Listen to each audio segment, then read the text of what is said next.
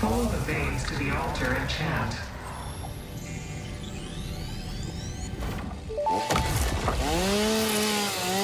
The effigy has no song, only echoes, but is part of the river. Why does the effigy avoid the windows? Attention! Your brain's operations are outside typical parameters. Time spent daydreaming will be deducted from your sustenance budget.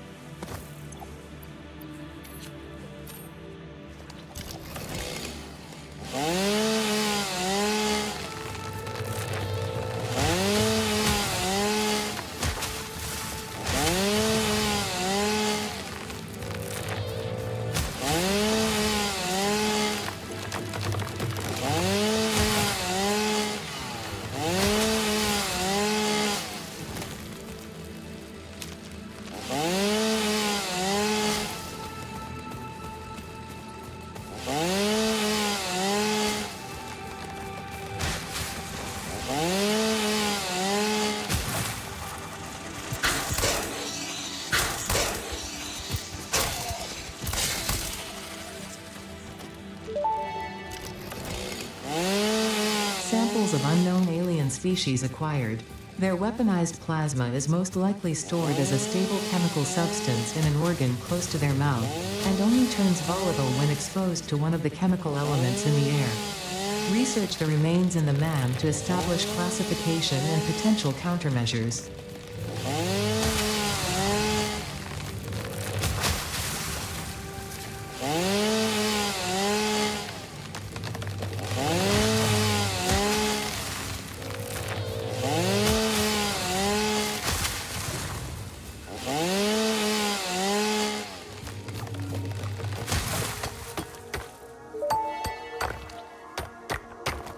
Unknown metal collected. This metallic element is showing properties similar to those in Group 11 on the periodic table, such as high conductivity and malleability.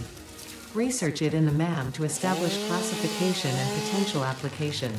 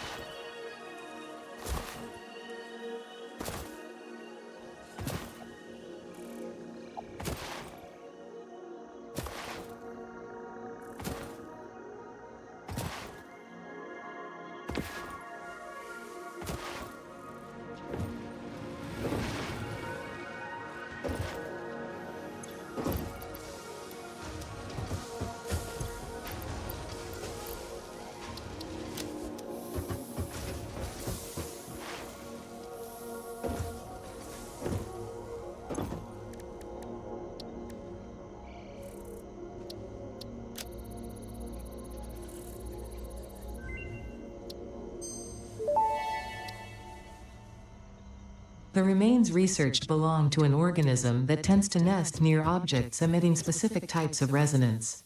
Spitters are called as such due to their ability to create and spit plasma across long distances. Spitter remains can now be made into alien protein, and additional research may reveal options for improving Pioneer safety during exploration.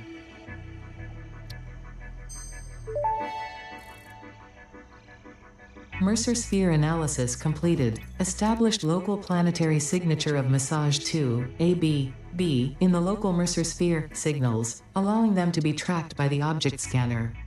Mercer spheres can also transmit data between specific. Witness our scripture, witness our windows. Have you come to defile our shrine? Sing us a song. Arguing the existence of intelligent alien life. While Fixit has figured out the method, all of the original data is still untranslatable.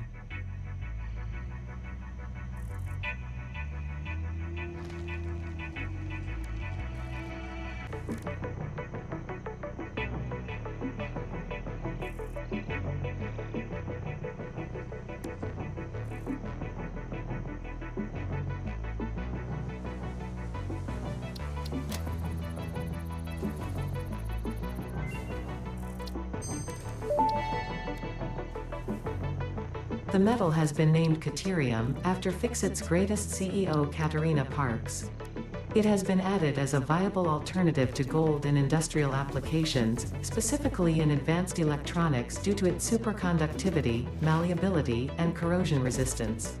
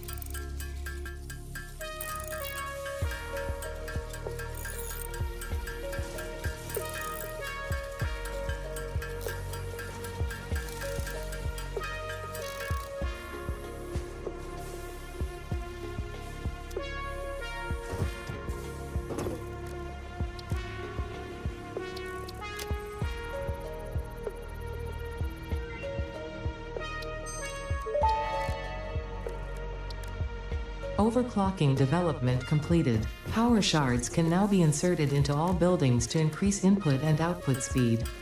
Underclocking is also possible. Note: power consumption of overclocked buildings increases exponentially.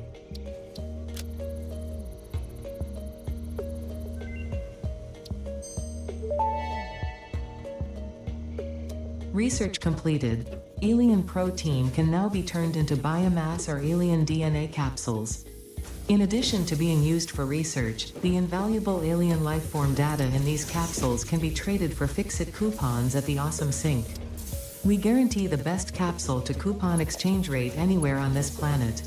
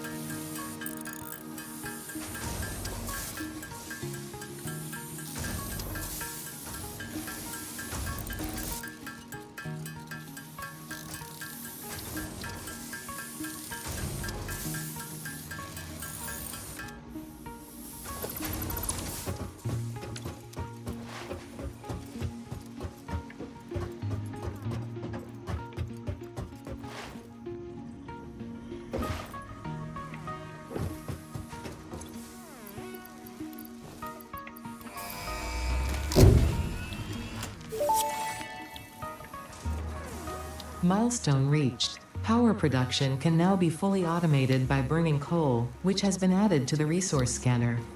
Water is also necessary to run the coal-powered generator and will require a network of pipelines to be transported from a water source. To assist with locating and identifying water, Fixit has compiled this guide. Water is a somewhat reflective liquid and it may have thick vegetation growing nearby. To test if something is water, try touching it. If it is not solid and does not corrode your suit, it is probably water.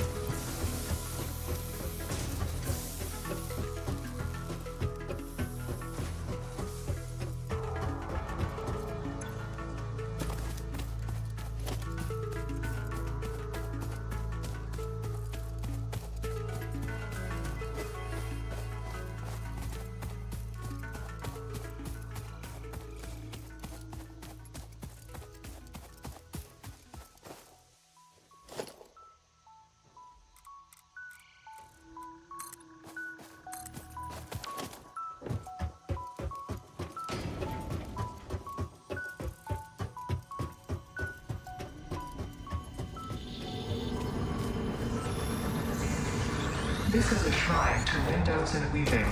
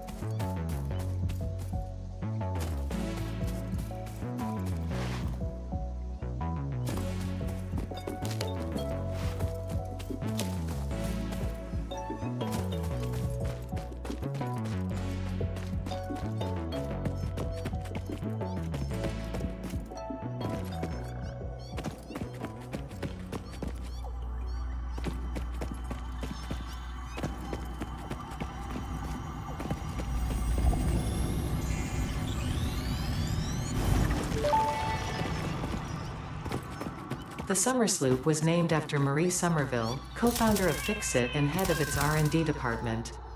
There are many theories about the origin of this shape and why this symbol mathematically resembling a Mobius strip has found its way to both human and extraterrestrial culture. Thankfully, you don't need to know any of these theories to be a pioneer. Research it in the MAM to establish locally appropriate classification and application.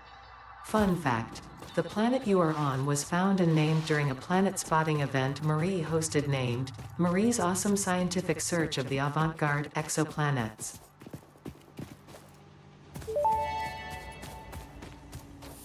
Samples of unknown alien species acquired.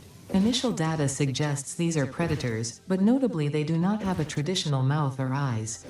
There are, however, numerous cavities on their head which could fulfill a similar function. Research the remains in the MAM to establish classification and potential countermeasures.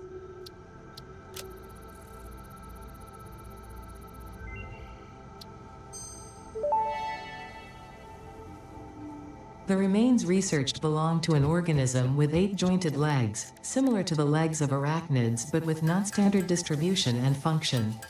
Because its attacks focus on stabbing prey with the ends of their legs, which resemble insectoid stingers, they have been dubbed stingers. Stinger remains can now be made into alien protein, and additional research may reveal options for improving pioneer safety during exploration.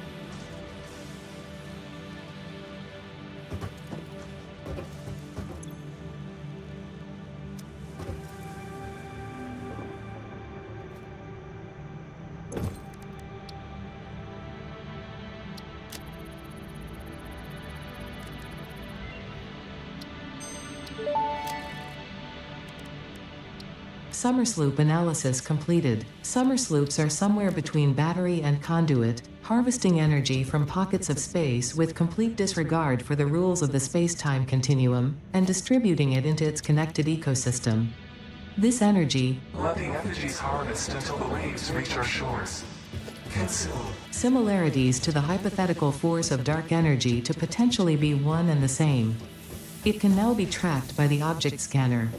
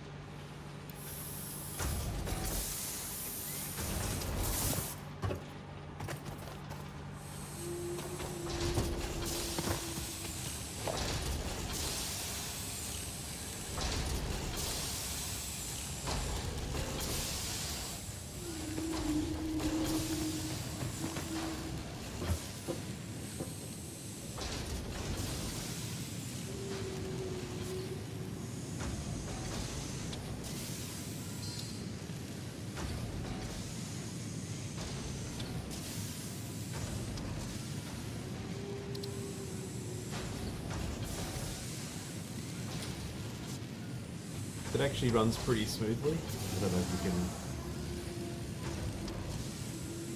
see this, hear me, but yeah. I don't have any real issues. I just install Steam. Arch Linux makes it pretty easy because the drivers are kind of kept up to date like all the time.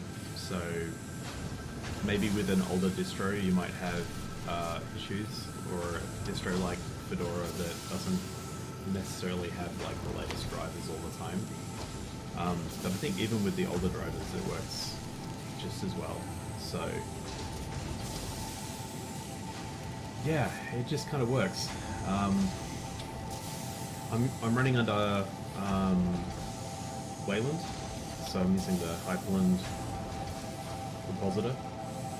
So on Linux you have a choice of what desktop you want to run. I'm not really running a desktop, I'm just running a compositor, which gives me a tiling window manager style interface, which suits my purposes just fine. I don't need like all of the widgets and stuff that I don't really need the kind of familiar Windows style desktop. But I did run it under KDE, and it works fine under KDE. I think I've run it under GNOME as well. So you know you can use whatever you want. You can use X11. It was definitely working just fine under X11. I just find the performance under Wayland has now gotten good enough. I don't have as many glitching issues that I had when I was first trying to do this about 6 months or a year ago. Yeah, so it just kind of works. Linux is always going to be like a little, you're going to tinker, right? Because you've got a lot more customizability. So it's easier to end up in a rabbit hole. So if you're new to it, I recommend you start with something kind of out of the box. For gaming, I think Bazite is often recommended a lot.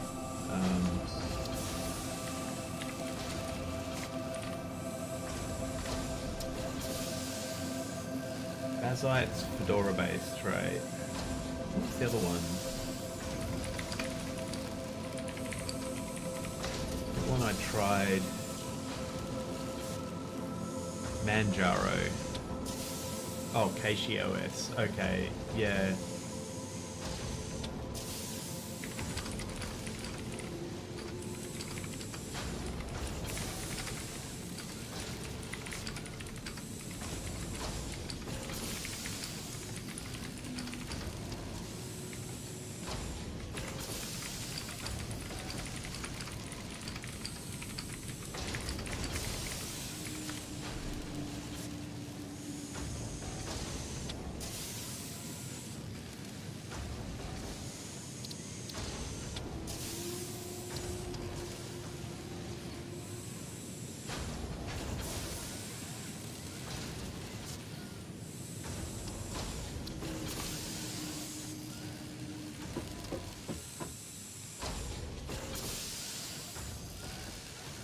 Sweet. Yeah, just feel free to ask me any questions, especially if I'm streaming. I'm going to try and stream some of these games now, as I've been playing. This is like my third or fourth playthrough where I started the game from scratch, so I'm trying to like, maybe if I stream it, maybe I'll actually finish the game properly, so...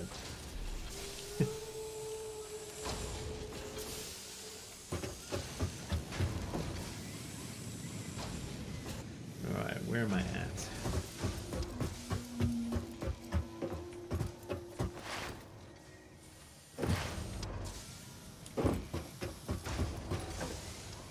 I need to get coal power running. I'm gonna mute myself just because I don't have anything to say. Oh, you're on the last bit, yeah. I had it up to the last as well in my last game, so I was like on the very last, and I was starting to get really frustrated because I had like multiple different ways I was doing the rail because I was trying out different types of rail, and it was just horrible. And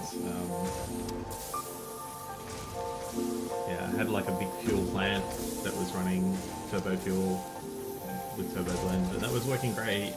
I don't know, I just kind of got frustrated with the way I set things up. I had everything on big platforms up in the sky, and while that's really easy, it's just not like it's not nice. It's not fun. So I decided to do grassy fields.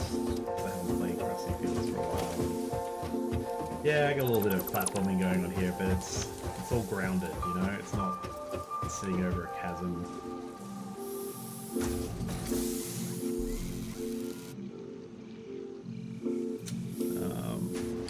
What I really need to do right now is set up coal power because I'm gonna rapidly run out of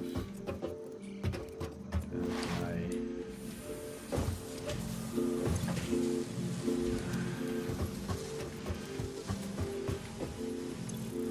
I'm sure I really want that many modular frames, but I'm gonna let that buffer up. I'm gonna run out of power soon. Let's go kill some trees over there. Maybe I'll just go kill some trees. Where are we at? Stuff that chest. Oh, let's take some concrete with us just in case we need to build something. Okay.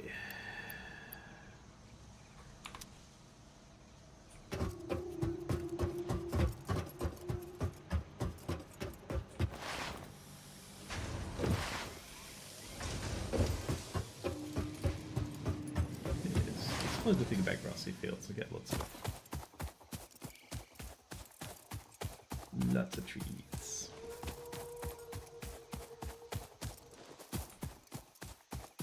I just wish I could slide uphill.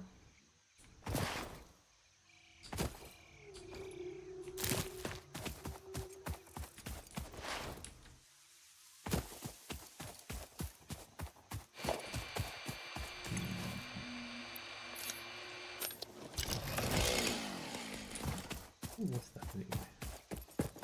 Oh, that's bauxite. Yeah.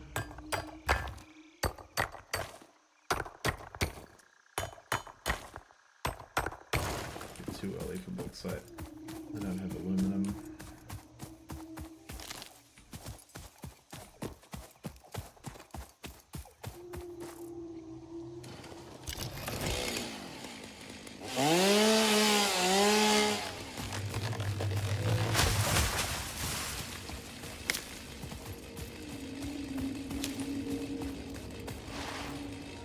Oh, let's chop down.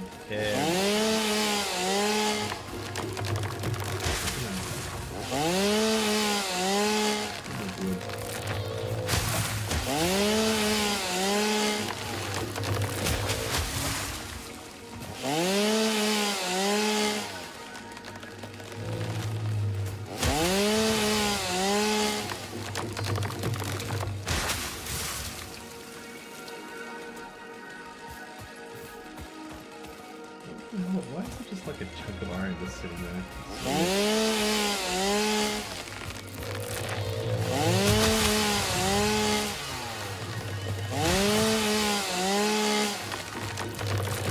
Hopefully this is the last time I need to go and do a match. Free murdering spree.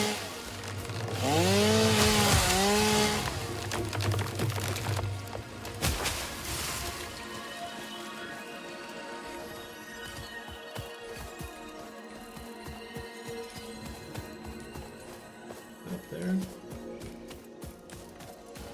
Here it is. Oh, there it is. What? Oh.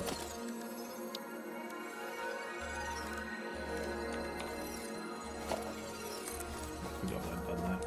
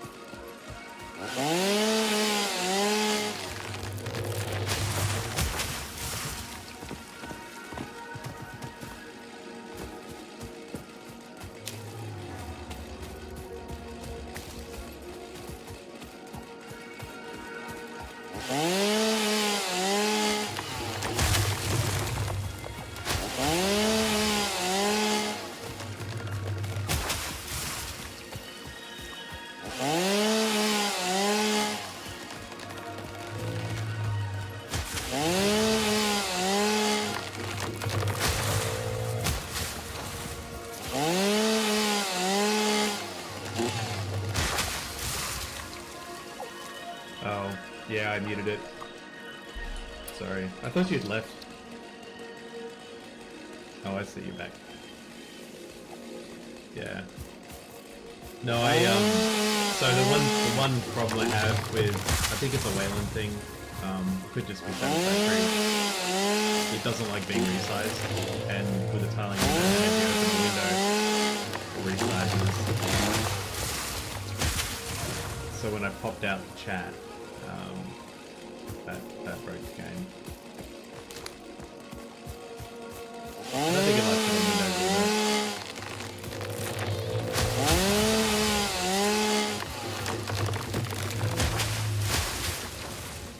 How much have we got? Oh, a couple of stacks of wood.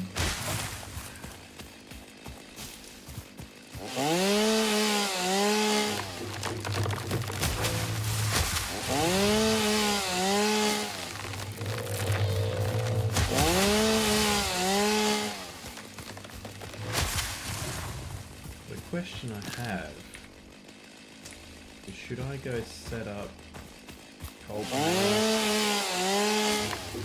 down in there? Or should I try and do it in my base?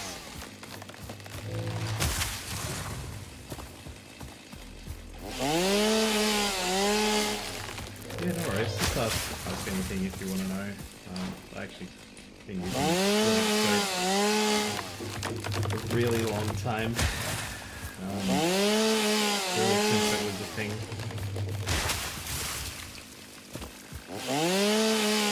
Not consistently gaming on it though, because gaming was only really possible once Proton became available.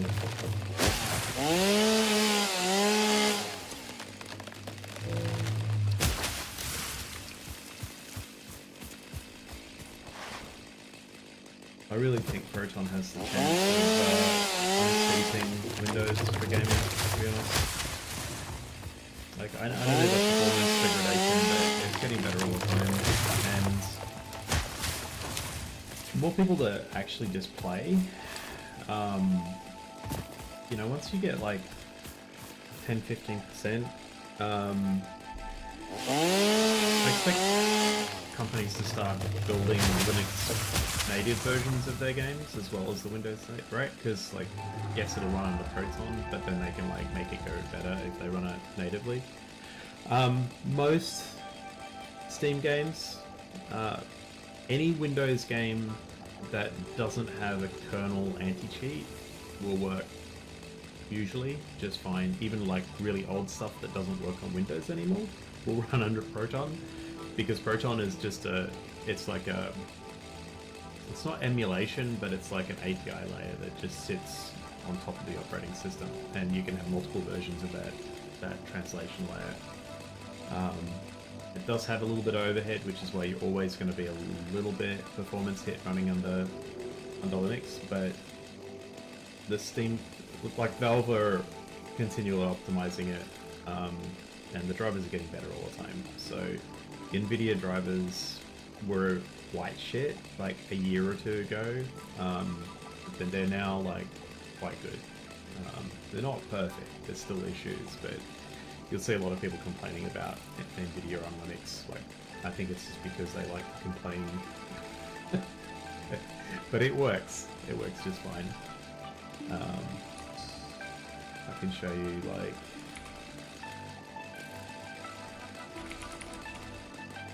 so look at this.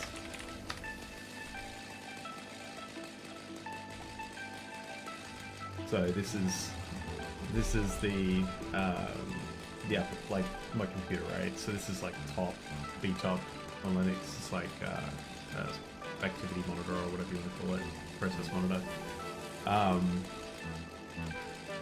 But yeah, like it's using the GPU. I have configured Satisfactory with an ini file, like a game engine ini file that I found off the Steam discussions for Satisfactory. It was just a generic, like, performance one, wasn't specific for Linux. I installed that, and I've added a few switches. I'll show you what they are. So these are the switches I use. So what this does is it just, what I was having with Satisfactory was it was like pitching every now and then. It would just like, you lose a frame, and it would like pause for a few seconds maybe. And so that seems to fix this a lot. I'm not sure specifically which one is the thing that fixes it, but the other thing it was doing was pinning the amount of textures it would load to like 8 gigabytes of VRAM, and I've got a 4090, so I wanted it to use more.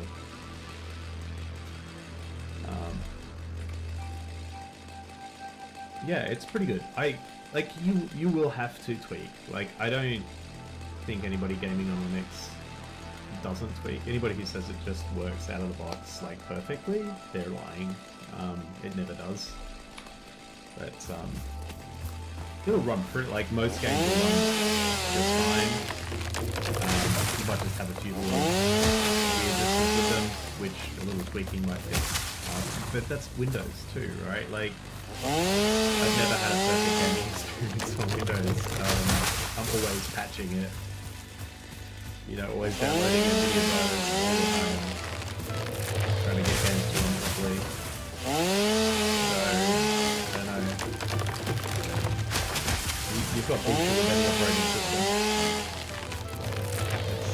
It's your choice at this point. What kind of bullshit you want to deal with. I chose not to play competitive games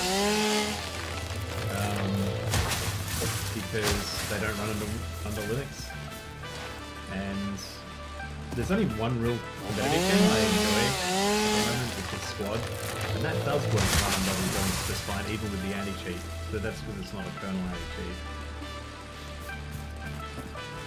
What are we doing? Yeah, let's get a little bit more.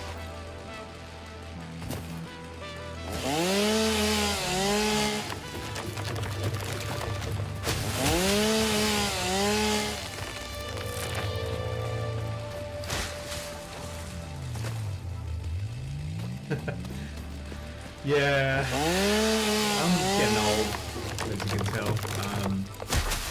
So like the competitive aspects are tougher for me. I mean, I used to be pretty good.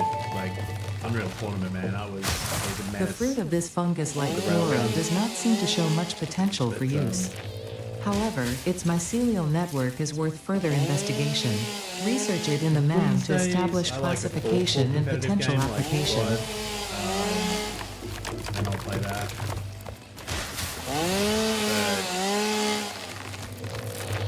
But all of the games that require a kernel level anti-cheat, I'm not really interested in them anyway.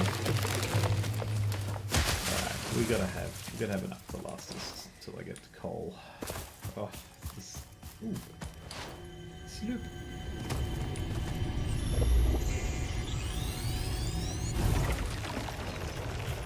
Ah! I just can't be bothered, like, the creatures aren't really much of a challenge, and they just take up too much of my time, especially when I die. Come on, just die.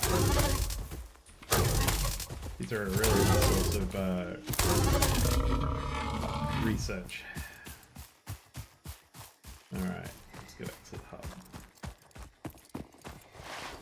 Damn, I really cleared a lot of the trees, didn't I? Probably more than I wanted to do.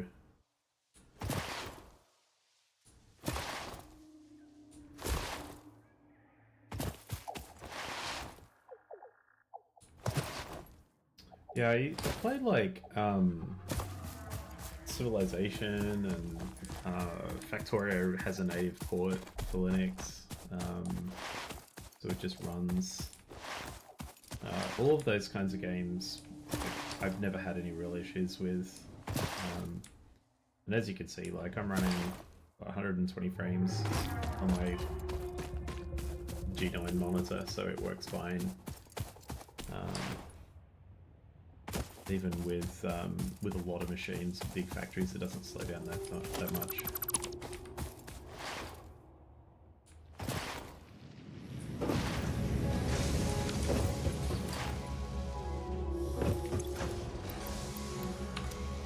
And I'm just over the Windows bullshit so much.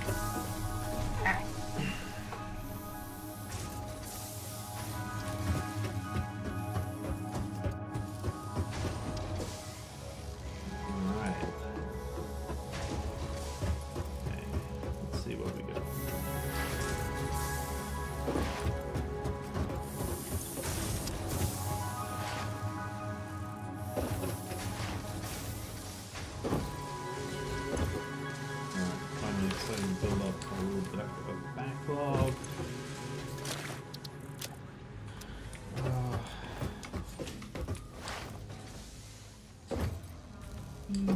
I don't know why I love jumping on the top of the hub so much, but it's just chef's kiss.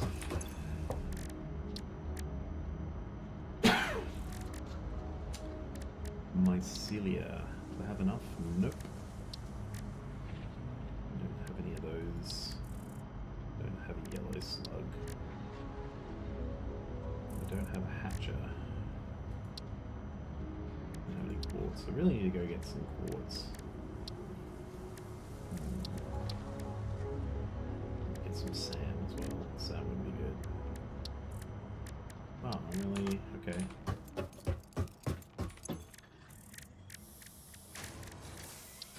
Let's just go and make some. I think early game alien DNA capsules are where it's at. Yeah, like I think a lot of the reason why it runs really smoothly is because I'm not running much. Like, you know, like I said, if I run process monitor, just to kind of show you what I'm running. So I'm running Chrome. Let's do memory. So obviously that's the game. OBS is running, so it's taking, you know, a decent amount of CPU. But it's a fairly beastie system, so not a problem. Chrome likes to chew up a lot of CPU, so it's using a whole core there. So 100% is one core. Steam is running in the background, not really problematic. Hyperland is the compositor, so it's the thing that takes all of the windows and composites them on the displays. So it does use a little CPU to do that. But it's very lightweight compared to X11, so X11 will use more CPU to do the same thing. But people have sometimes compatibility issues with Wayland, so there's that. So that's really it, right? Like, I run one password, right? I've got Steam, that's it. That's all I need when I'm gaming, right? Is my browser, my game, and if I'm streaming OBS, what else do I need? I don't need all of the other stuff. And Windows will, like, start up all this random stuff that you don't need. So everything I know here is directly related to what I need to run the game. So all the Steam, like, that's part of Proton. It's part of Proton. This is the login manager. So it's not doing anything. It's only when you log out it runs that display. See all these Windows System 32 things, that's all the wine layer, that's Proton emulating a Windows environment for the game to work well. There's a few bits and pieces for Hyperland that I've installed, XDG Desktop Portal, that gives me the ability, basically when if I open open a file or something, it gives me the file list. This is like a virtual disk stuff, so that's I can mount stuff on the network. Again, it uses nothing when it's not being used. The problem that I've had a lot with Windows is like it runs all these background services and you don't necessarily know what they are, and if you go into like the services manager, you can go through and you can kill things off, but then stuff breaks and you don't know why, because none of it's documented. But generally speaking, like on Linux, it's easy to figure out what any of these things are. These are all kernel processes. So dbus is what it uses for like things to message in between each other. Dconf is for configuration. Polkit is part of the authentication stuff, which is the shell that I use in my terminals. SDM is the login manager that runs on Xorg. Pipewire is audio. Yeah, like pretty much everything. Like Dunst is the pop-up notifications. So if like I have like if you get a message on Discord or whatever, a little pop-up notification. You can't see it, but I have a little. Actually, I can show you. Okay.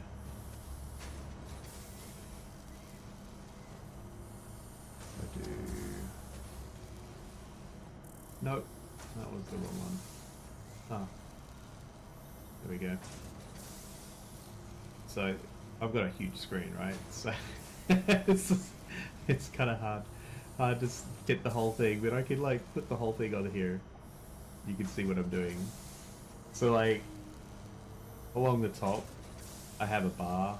So this bar is called Waybar, and it just provides me with like the date and time, and then gives me like some stats over here that I can look at, which is cool. Generally speaking, obviously you don't need to see everything that's on my screen, so like I've sized things so that it all fits on my screen without you seeing the bars. So I do like a region. But yeah, that's what I'm doing. So, volume control, like that's all you need. And Waybar's like pretty easy to set up. You can style it however you want. I prefer like a really simple black. I don't have that much vertical real estate on this monitor, so I like keep it very simple. So yeah, I like it. It's pretty good. Wants me to select a region. Once again. Alright. Boom. Gotta go. I really need to, I wish I could save the region. That'd be really nice. I'm gonna like resize this live, which feels a bit weird.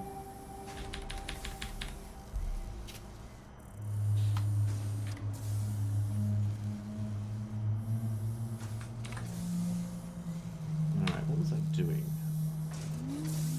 I just delivered a shit ton of stuff over here, didn't I? Yeah, okay.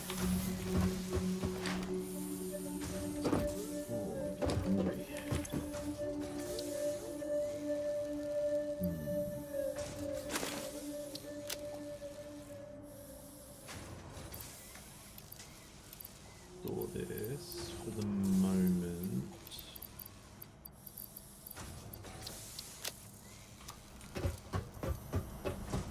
Right. Throw these in here. Oh no! What did I do? What are you talking about? That is not true.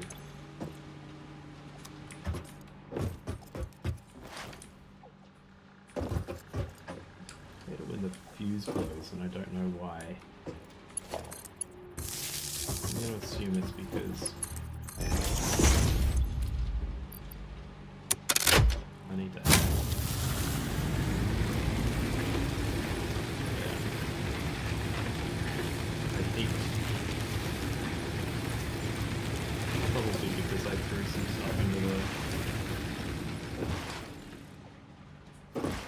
alpha.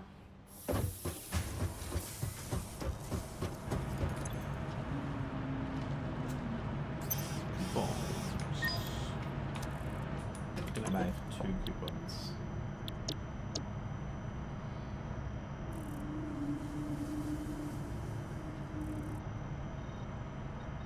Yes.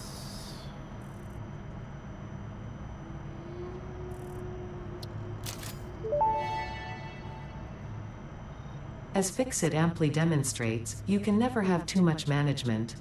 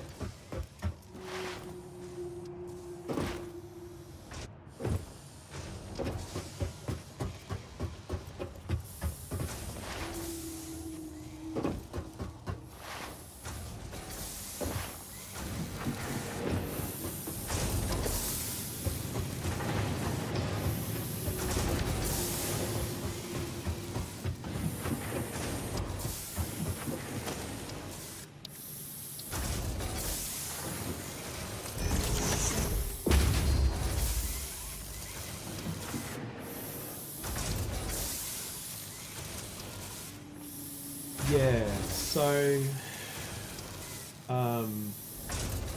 originally on Linux, the user interface was based on what they called X11. X11 was a windowing system that was developed for Unix operating systems, and so when Linux was coming up, X11 was available. They implemented it, they ported it over to Linux, and then as video card manufacturers started supporting Linux, they created drivers to work with X11. Now X11 is designed around the concept of being able to like have a machine over here, and then have your the actual terminal in another room or another building across the country, and display the output from that machine. A bit like remote desktop, but like it's baked into the windowing protocol, so it was actually very efficient.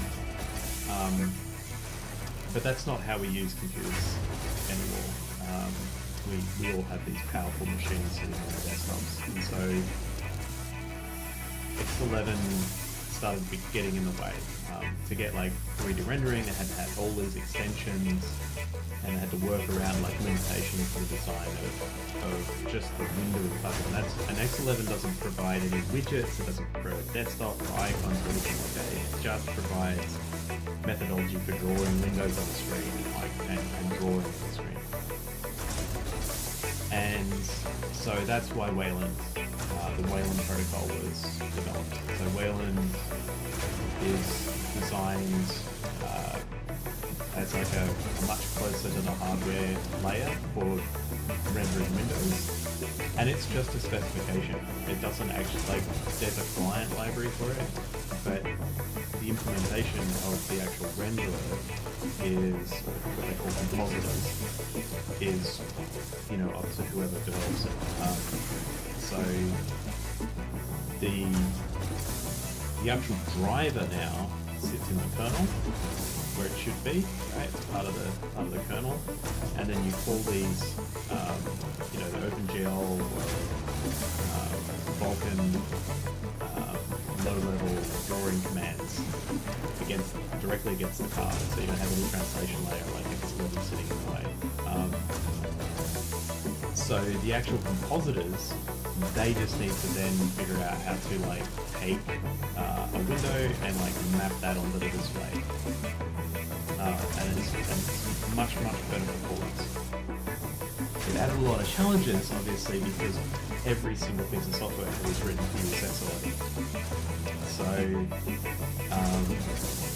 that's why we're kind of in this little place at the moment with Linux where it's like mostly good with Wayland, with like a little bit of like pain because some applications haven't quite adopted the new world.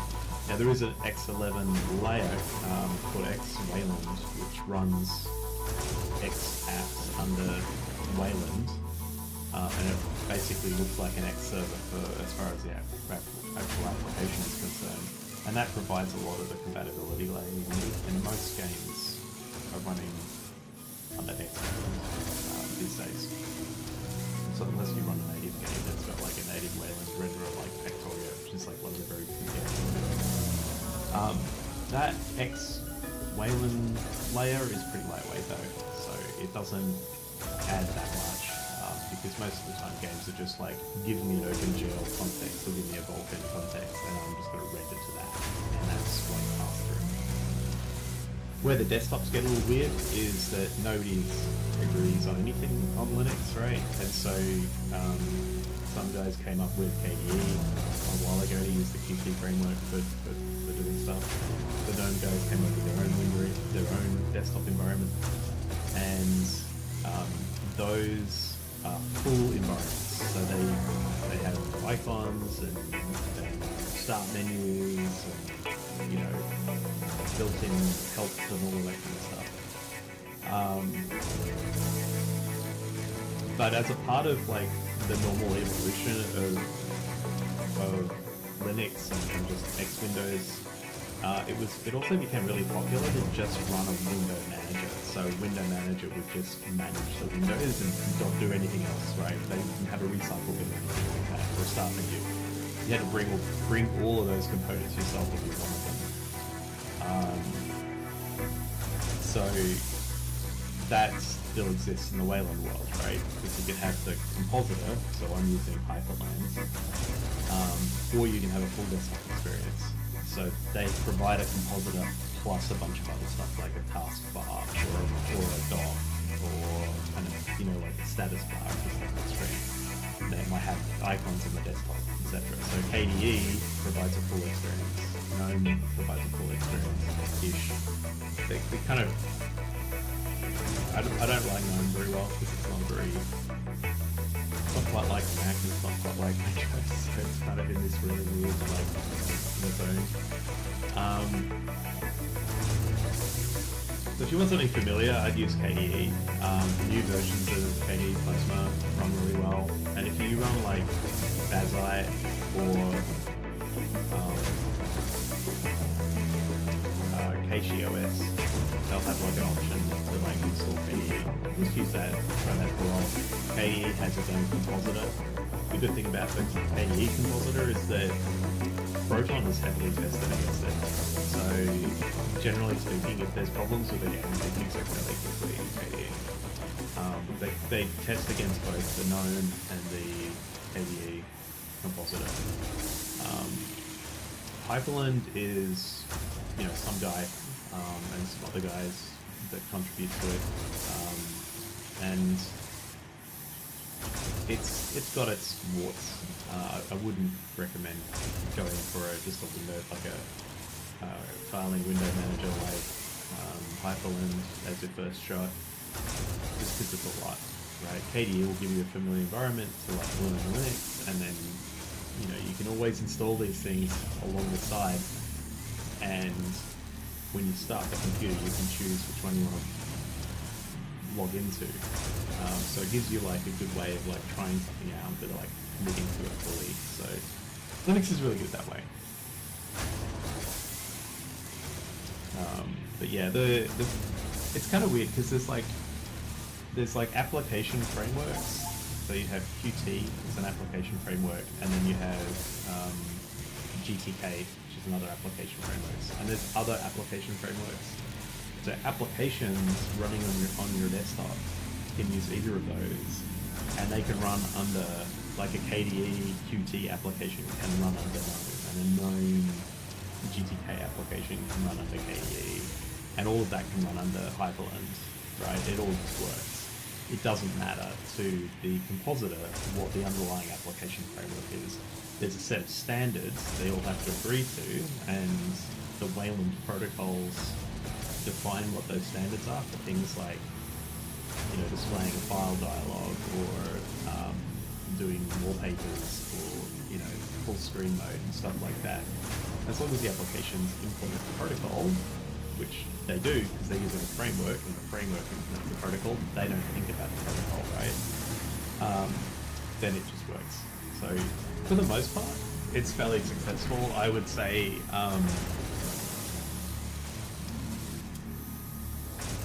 like I said, we're in a spot at the moment where, I think there's a lot of Linux fanboys who are going to tell you like, oh yeah, you'll have no problems, blah blah blah.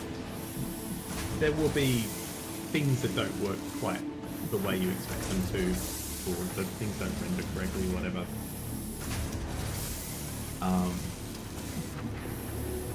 But it will mostly work, and the problems are fixable if you read the documentation. Like, if you use KCOS, they have a lot of documentation on their site.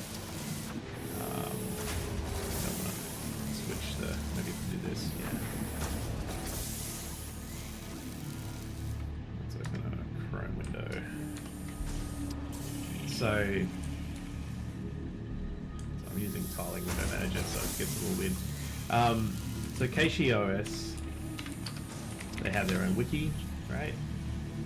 And it's got a lot of like information about the desktop environments and all that kind of stuff, and that can be very helpful. It's based on Arch though, so if you look at the Arch wiki, you will find, like, you know, if you're having issues with NVIDIA, then you would look at the NVIDIA stuff, and then there's usually a troubleshooting or a tips and tricks suiting section, and the troubleshooting, like, this is like most of the kinds of problems that people are going to run into. I have, so like a year ago when I first started gaming heavily under Linux, I was fixing a lot of problems, like, all the time, trying to get things to render properly. With the later drivers, I've not had near as much issue, and it's just kind of worked. I don't think I've added anything special to the boot parameters in a long time to make anything work. So I hope that explains it. It's a lot of information, I know.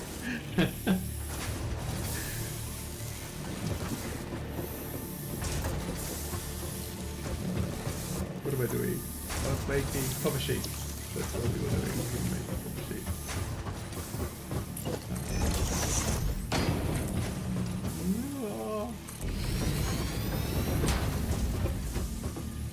Yeah, it can be a little overwhelming. But if you think about, like, everything you know with Windows, like, how long did that take for you to figure out, right? And, like, Linux is it's a complex ecosystem, just as complex as Windows. It's not easier, it's just different, right? So it's like learning to ride a motorcycle and then learning to drive a car. Like, there's some things that are kind of transferable, but they are fundamentally different machines, and so you have to approach them slightly differently. I think that's the best way to explain it.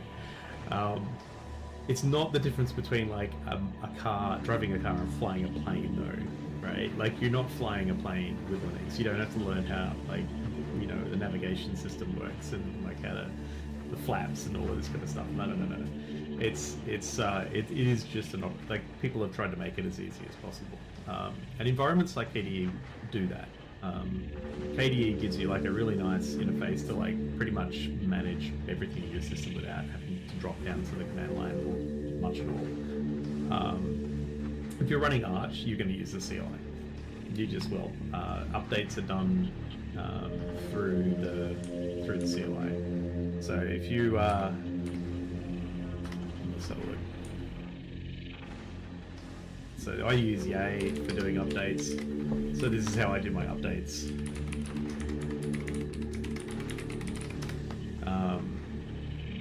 There are good tools to this. There's no point. So yeah, I've got one update. I can go and install that. That's fine. Arch updates all the time. So every time you run the command, you'll probably find something. Because if somebody updates an AUR package, or if they update one of the official packages, then you'll have to, you know, you'll see it. But it's up to you when you install it. It's not pushed on you like Windows. So Windows forces you to update on their schedule at times, whereas, like, I update when I've got time to deal with any issues that might come up, which I've not had to really deal with, honestly. It's pretty straightforward. So yeah, pretty easy process.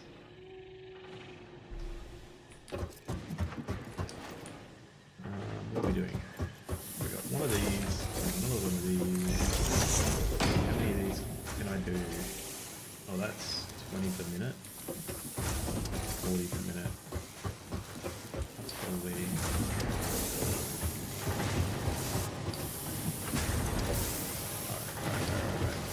Alright. 30, 120. I'm gonna have 3 of these.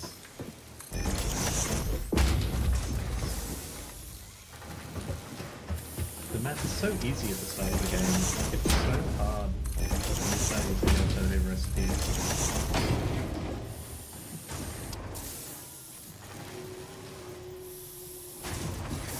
Yeah, look, the thing that you will find with Linux is on Windows, usually to do the thing you want to do well, there's probably some piece of software you have to pay for, because people, you know, they write it for Windows.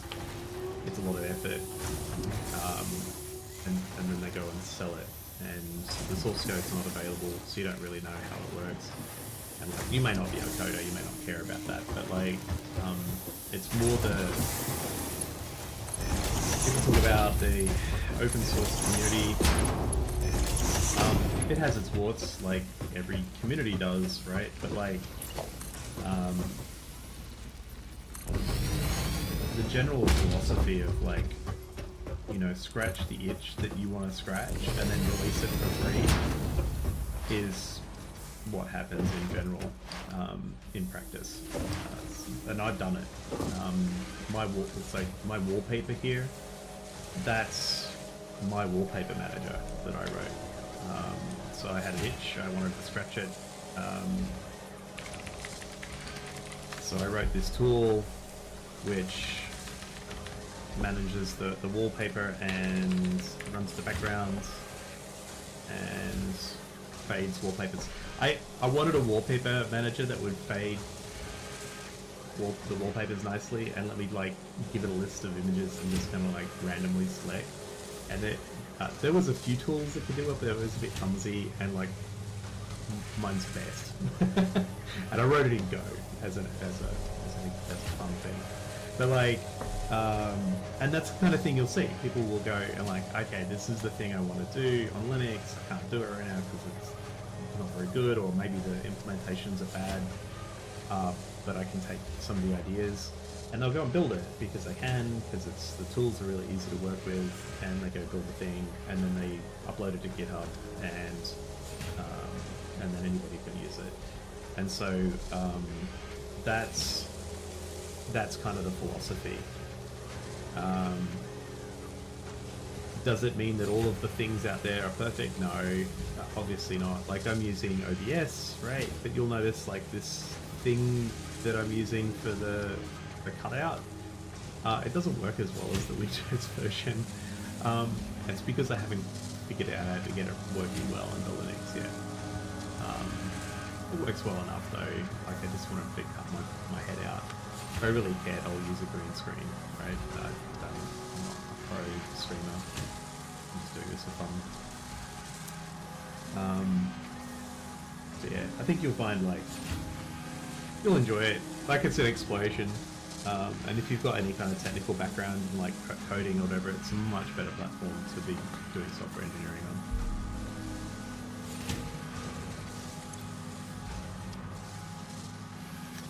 Oh, look at me, I've got so much.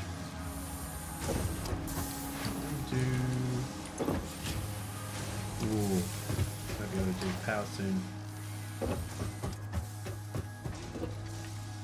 I really want to run power. Do you think it's ambitious to run the power from all the way there into that?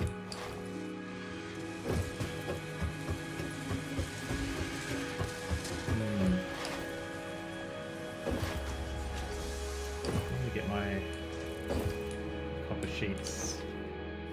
Copper sheets. Merge.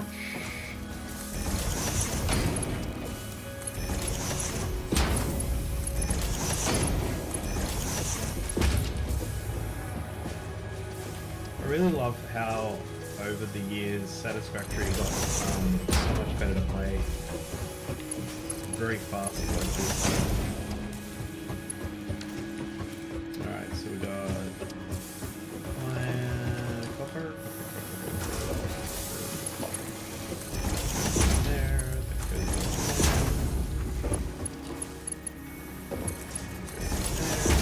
We're gonna blow the power again, aren't we?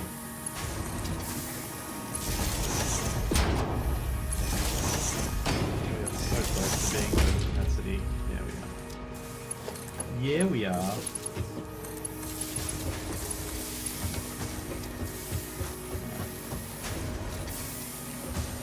we're making copper sheets now.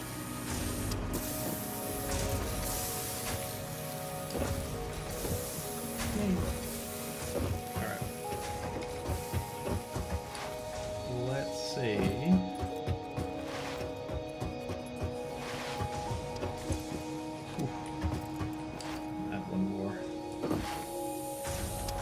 We've got plenty of fuel to last us. Probably could just connect all these now. I held off because I didn't want to use up all of the fuel reserves. But now I've got plenty of reserve fuel. Connect these up. Give myself a little bit more headroom. I'm gonna need it when I connect up the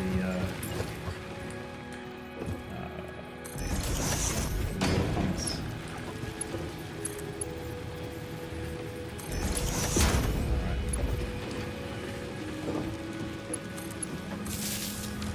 He's going 1, 2, 3, 4, 5, 6, 7.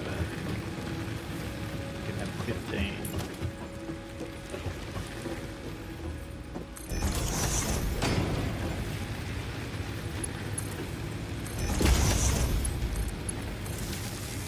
Alright.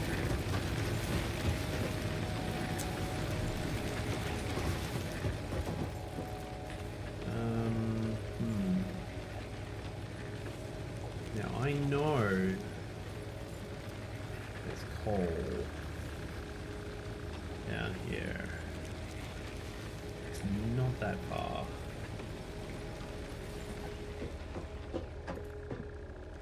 I think I'm just gonna do it. It feels dirty, but I'm just gonna do it. I'm just gonna do it. Oh, I've got enough.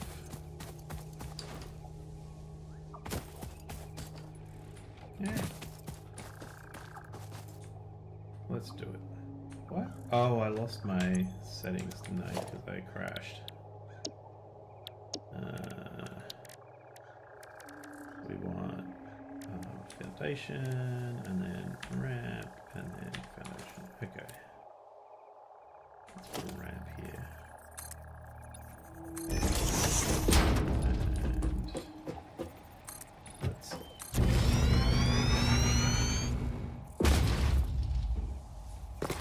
Oh, look at that. There's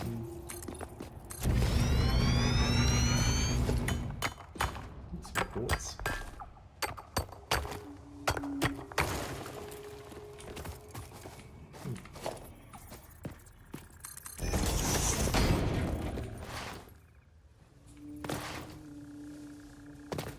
Now I'm regretting doing this. See? I'm regretting it automatically.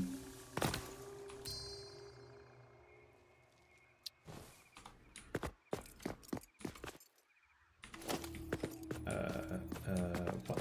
Oh.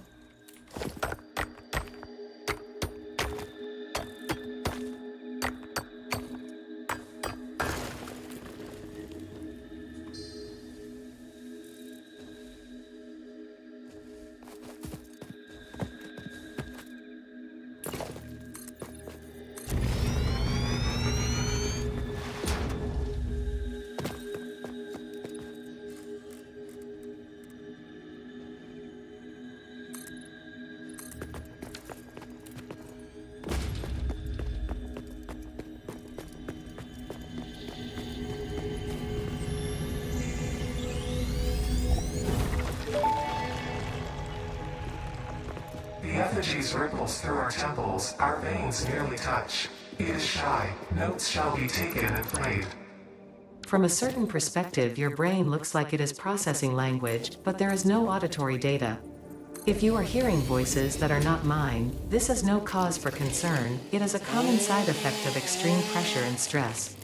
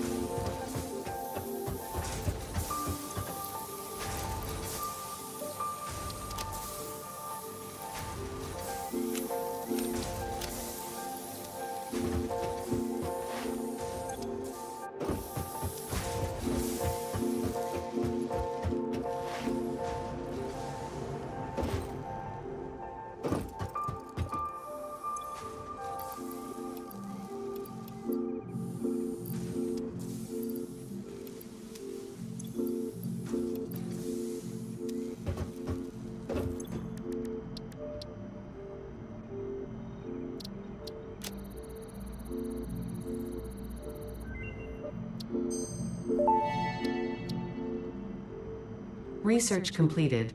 Quartz crystal recipe unlocked. New quartz research available.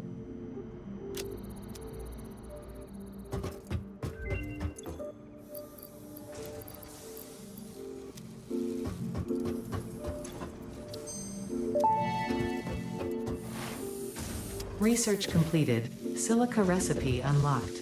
New quartz research available.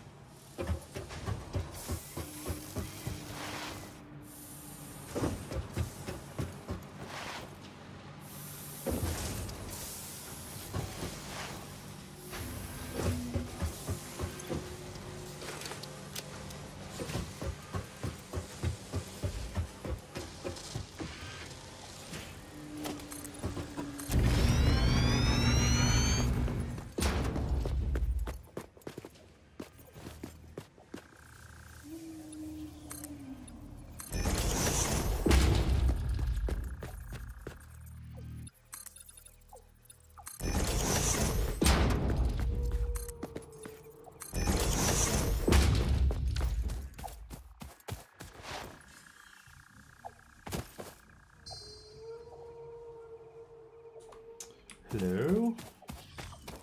Respectful Canadian. Aren't all Canadians respectful? Actually, that's not true. I've been to Montreal.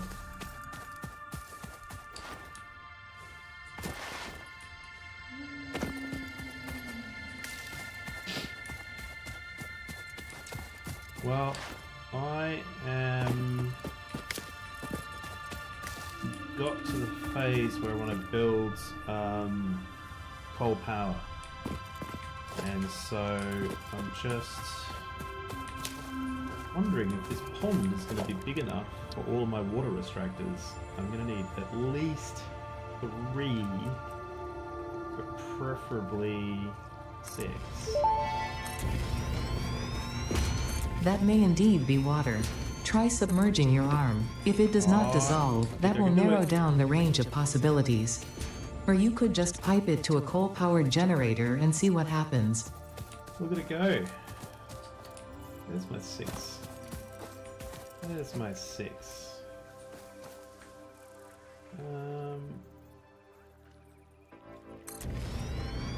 Yeah, look, there is.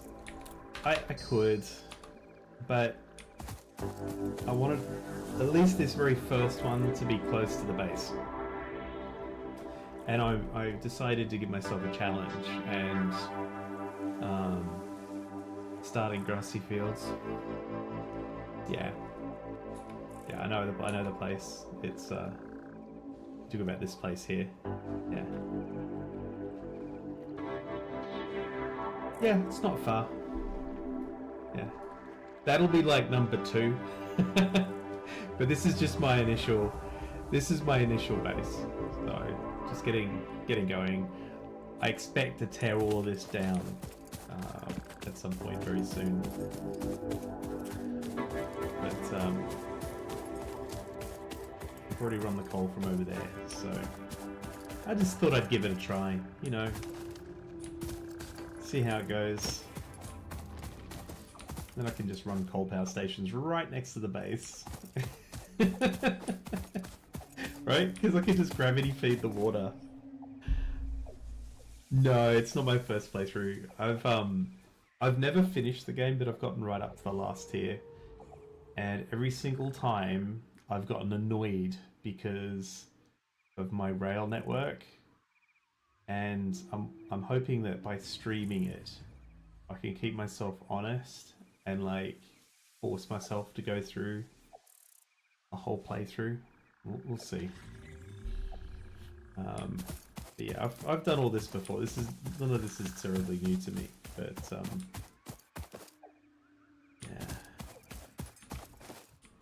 I do want gravity-fed water though, because that feels like that would be awesome, right?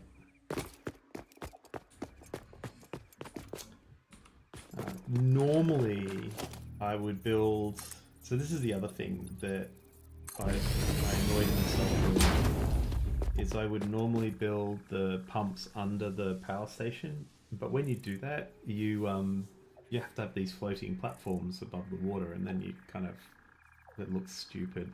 I mean, I've already got like a floating platform here, which at least it's not that far off the ground, so I can easily like build supports and stuff and make it look like it's not complete shit.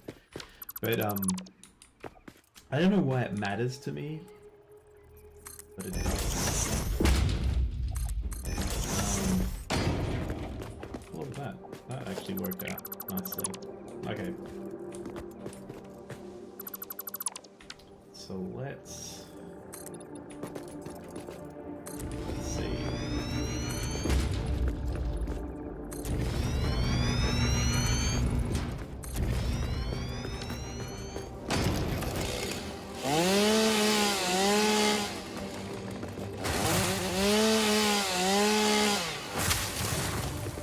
Yeah, I kind of want my, like, the base to be, like, all fairly within, like, walking distance for all the stuff. So, the thing about grassy fields is it gives you, like, just a fair amount of room to work with. The best start is, well, I don't have the map revealed, but the best start is the start with, yeah, we'll do this. Yeah, let's do this.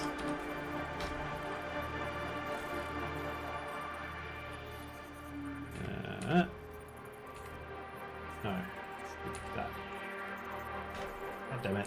That's one thing I need to fix. Alright, so if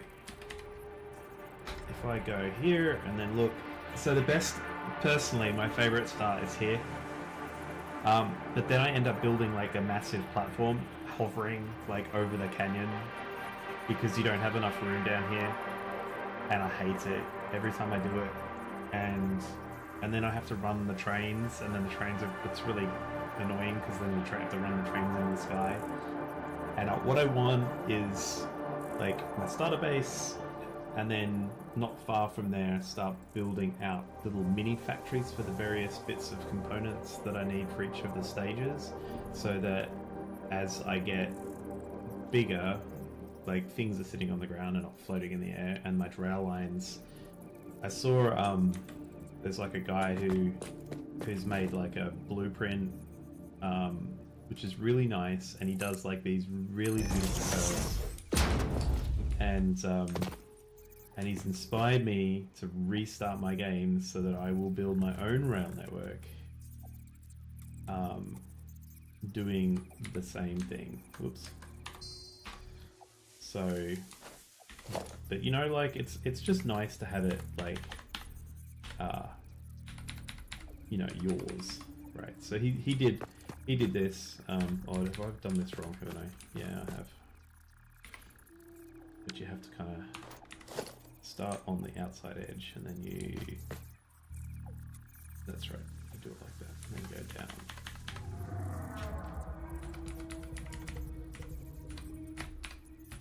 There, something like that. I screwed that up, but you get the idea. So he does these beautiful curves, and there's like a video on how he does even smaller increments. Those are 5-degree increments, and so I want to do that. I want to do it properly and get the rail on the ground. First,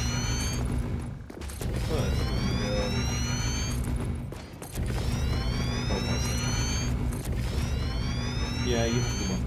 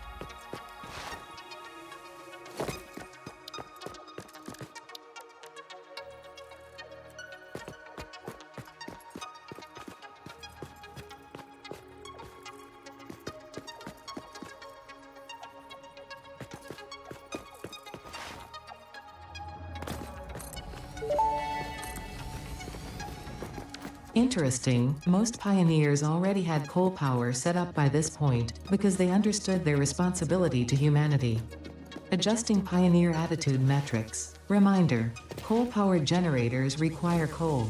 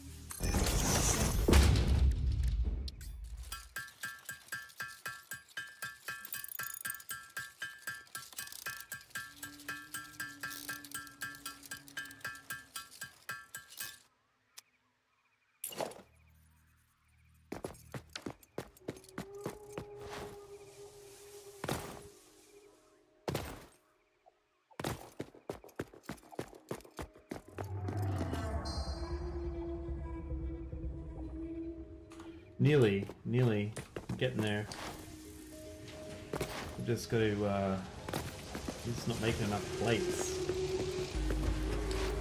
Making enough plates. The only downside of starting here is I've only got these, like, impure nodes or normal nodes, and so you don't make... It's harder to ramp up. But it's fine, because not that far away there's like a whole shit ton of pure stuff. So I just need to get coal power going. So, oh crap, I crashed. I could game. Did it crash? Sometimes it doesn't. Sometimes it's just hanging. This is the first crash I've had all day, by the way. I think it crashed. I'll give it a second. I think Satisfactory occasionally it just like runs out of resources.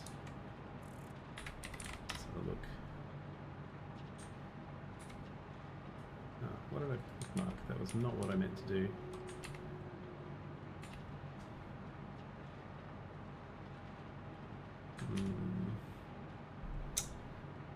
Yes, using a lot of CPU, but not actually. You're not actually doing anything. Yes, you just crashed. Sweet. God damn it. Oh.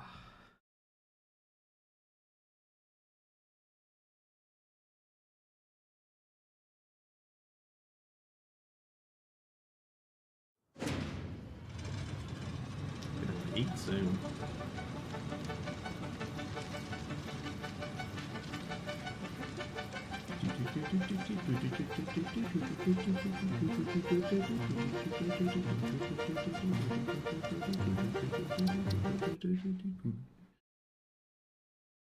Such a catchy tune.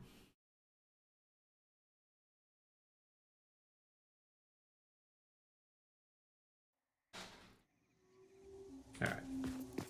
Okay. Alright, I didn't lose much, did I? Didn't lose much. I just don't have the stuff that I would have picked up. That's all.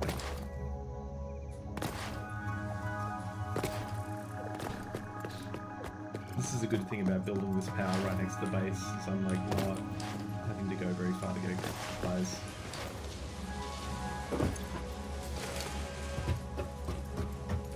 I know. Without edit or save, I think this would be a really frustrating game. It does crash. Like, every game crashes. Crashes under Windows too, by the way. I'm not saying this is like a Linux thing. Because it ain't.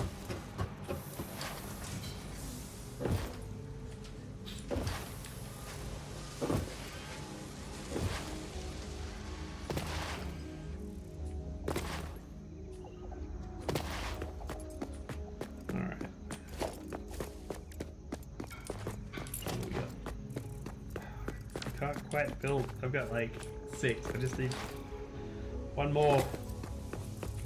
One more. Oh, what? I thought I put. Oh, I need to pick up screws. I have like a shit ton of screws back in the base. Don't you hate that?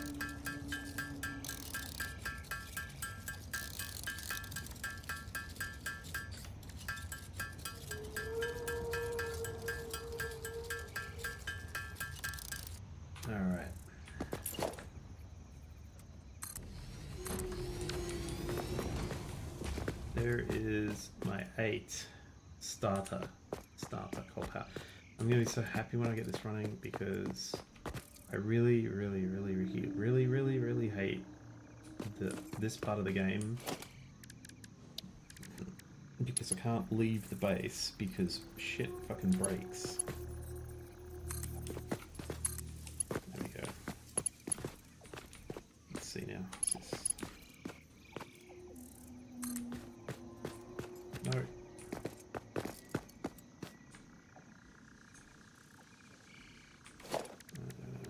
Where do I want this? I want this kind of here. And then I want this one and this here. Fix-it pipelines can contain any fluid, including the water necessary for coal-powered generators. Note: water does not flow upwards by itself. While water extractors provide some lift, to truly defy gravity, consider the use of pipeline pumps. I don't need to defy gravity though, because I have, for the first time in any playthrough, figured out a way to gravity feed these bitches. Ah.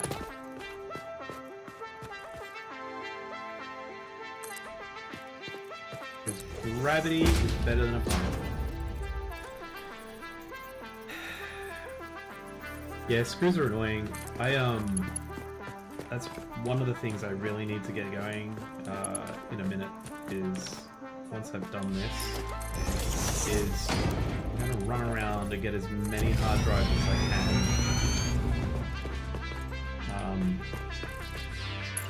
Because that significantly improves your ability to play the game when you don't have to run screws every single machine. Alright. So we're just gonna use...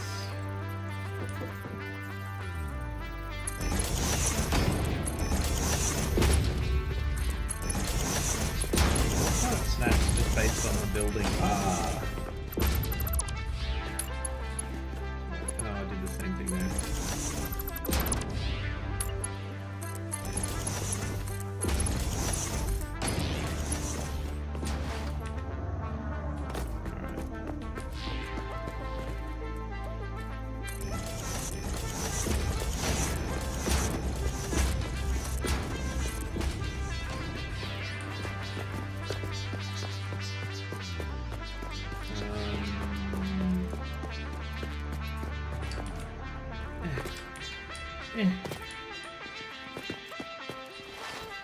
Why did I make it on the ground level?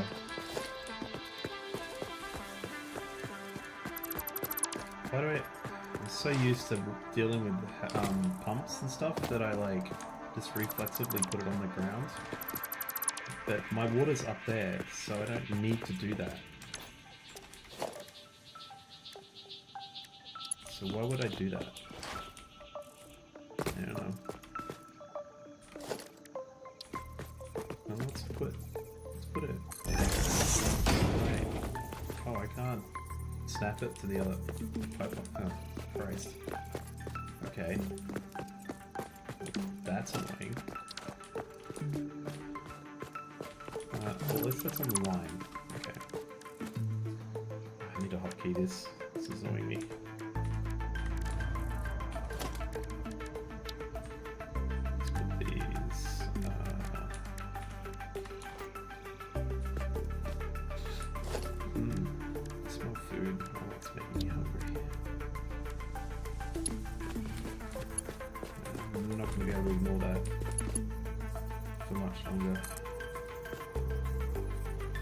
Let's do 2. Alright, and then we want to go to here.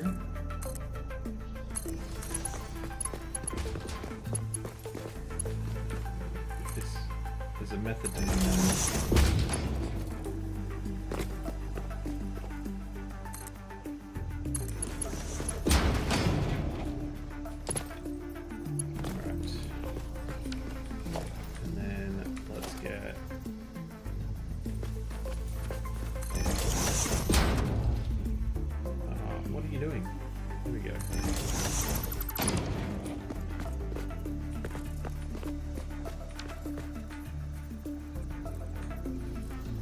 See, I don't know why it doesn't want to snap all the time. Like, it snaps there.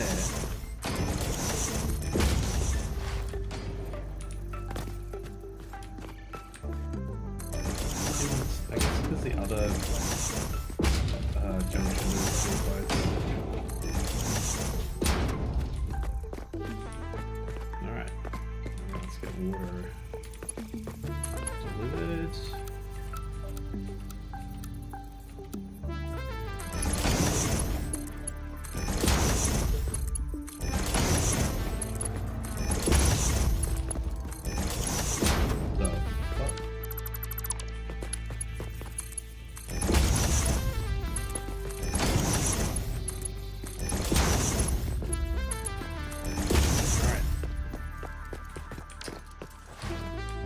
Other thing I like to do is I like to turn all of them off while I'm trying to get them started, just so that I don't have a wobbly power graph.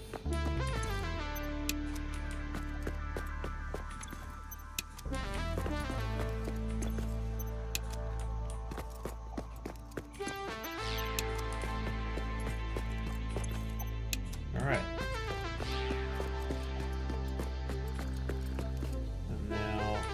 Let's grab this pipe and bring it out to here.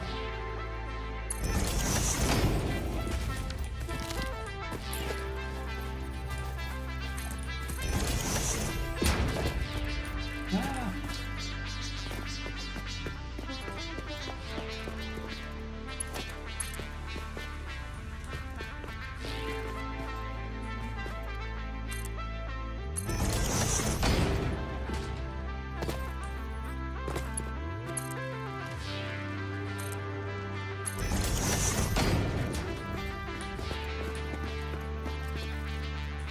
These need 45 each, right? Yeah, so they get a full pump each with as many. Alright.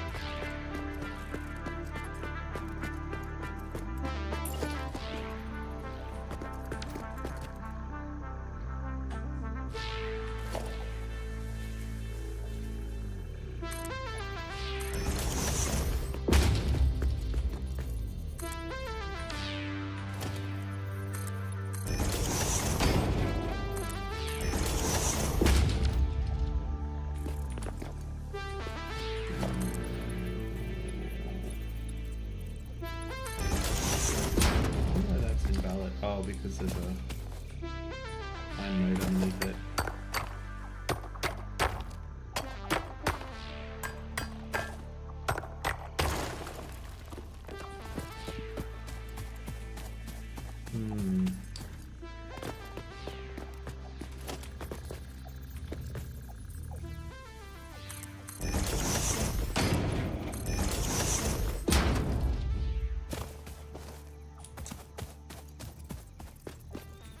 In my quest for the perfect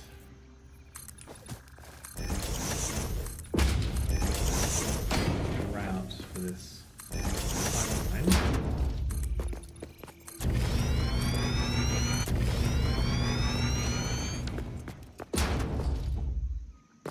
there we go. Let's get. I've got extras because I know later I'm going to need them.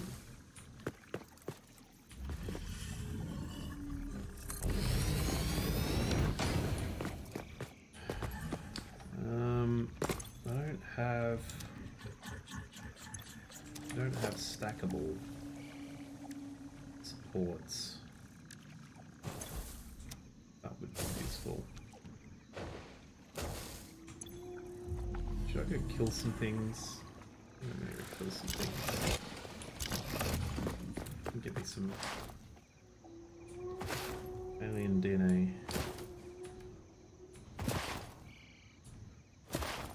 Come on.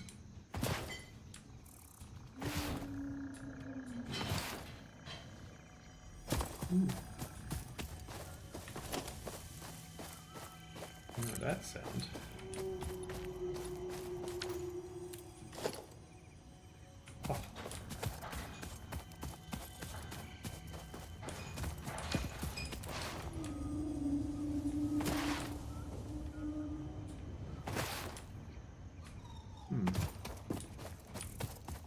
thought I'd find some dudes.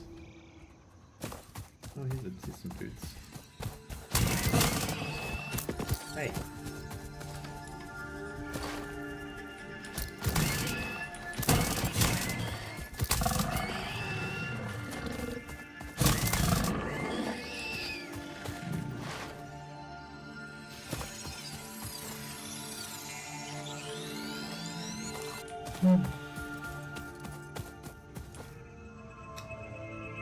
If you stare into the abyss, does the abyss stare into you?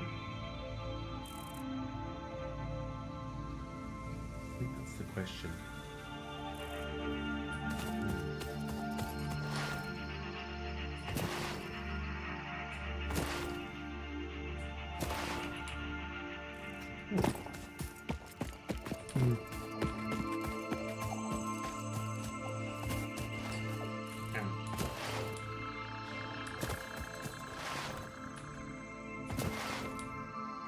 Yeah, thought it did.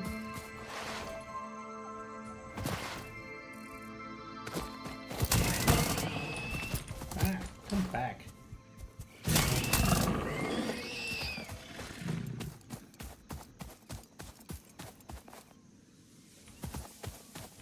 Keep hearing the echoing of my footsteps, thinking it's a critter. Oh, I can't get to that. I don't have enough.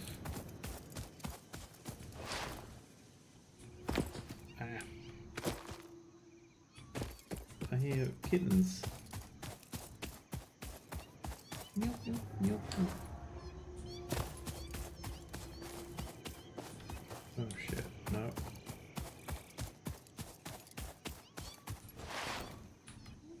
Yes, I play on arachnophobia mode because I don't like those spider thingies that creep me the fuck out. I'd much rather see the kittens.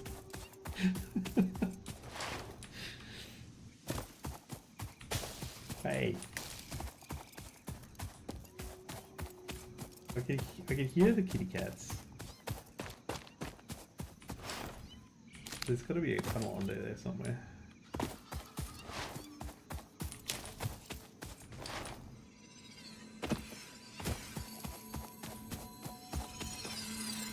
come on.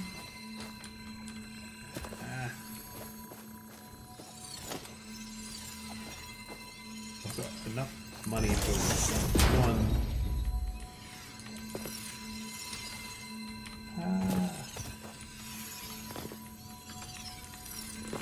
What the fuck?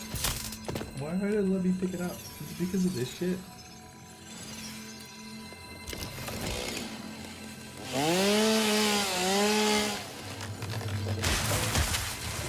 Yep.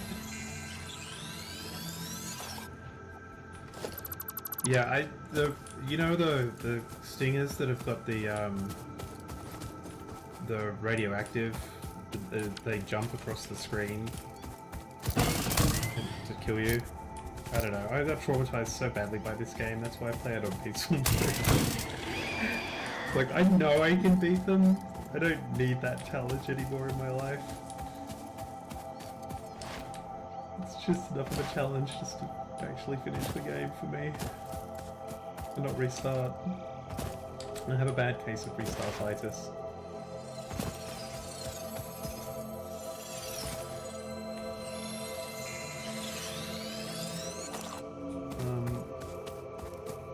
I think I might have enough. Well, let me get this guy.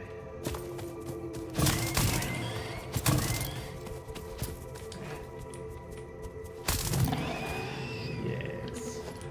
Alright. Are these pure nodes down here? Or are these also impure? Yeah.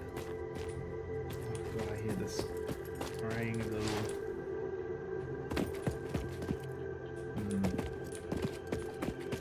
I really need to get myself explosives.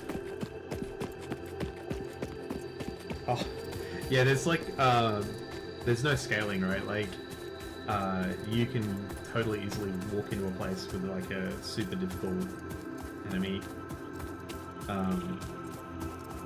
Which is fine, like, that's the game, right? But it's a little Too close to Elden Ring for me.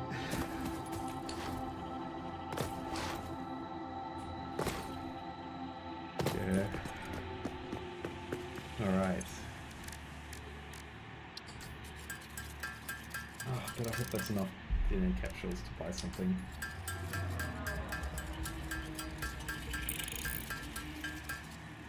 This feels like the best way to get early game tickets.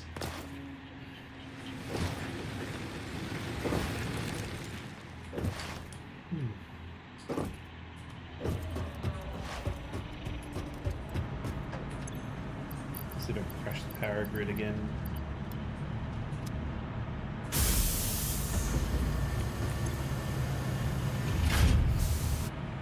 Just 2? Really? 2? That's all you're gonna give me? Come on. What about some frames? I've got plenty of frames.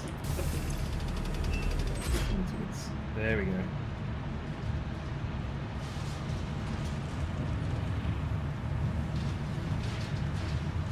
The juice was not worth the squeeze. I should have just done this in the first place. I've got a shit ton of frames. I just don't want to sink them right now because I'll need them eventually. But I kind of also need tickets because I want to get some of this stuff. No management.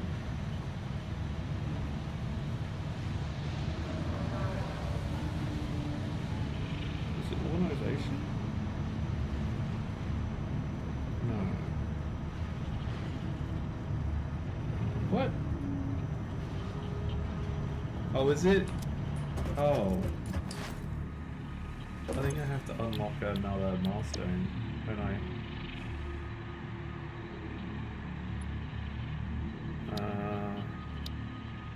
Yeah. I don't have steel yet. Oh, fuck. Okay, fine. Fine.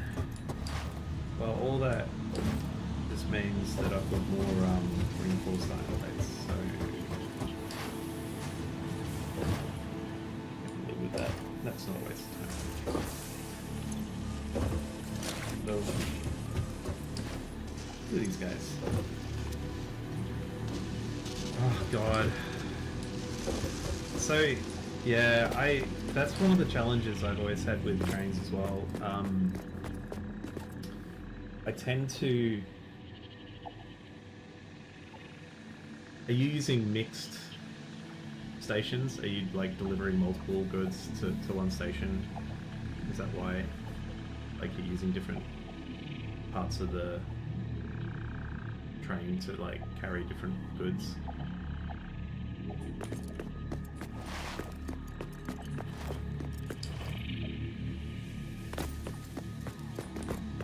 What was I doing? I got confused. Oh, that's right.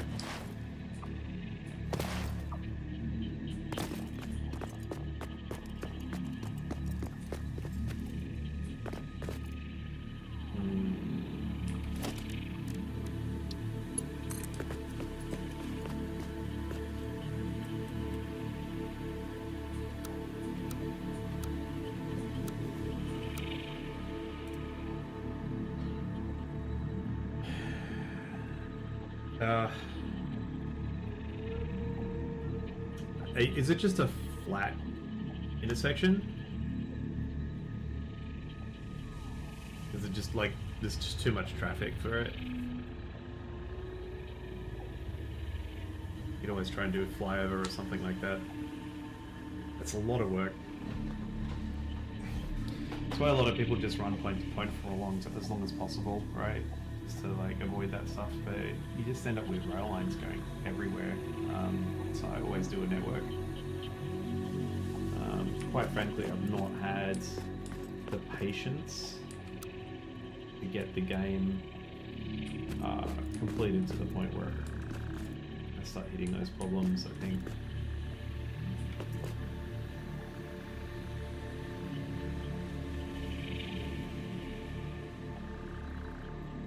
Yeah. You might need like an express route that like bypasses the intersection completely. I think you can use those level, what do they call them? It's like a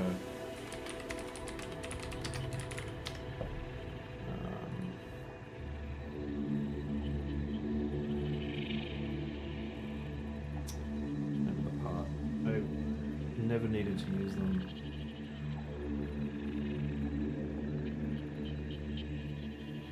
I think you just use an empty platform.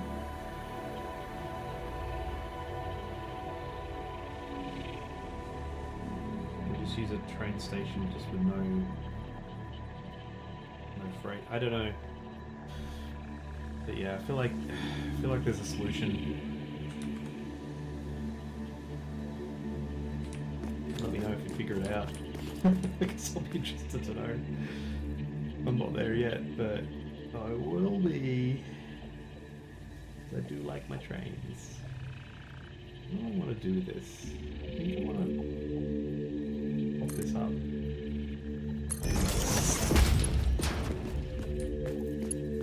I don't think that's too tall, right? That should be fine. Oh, see, now completely messed that up. Yeah, signaling, you know, I found like a common mistake I was doing with signaling that I didn't realize I was doing it until I looked at it yesterday. But you know where you have like a join, so you got where the track splits, and you have that little the sign that tells you left or right. I kept putting the signals on that joint, and most of the time that's fine.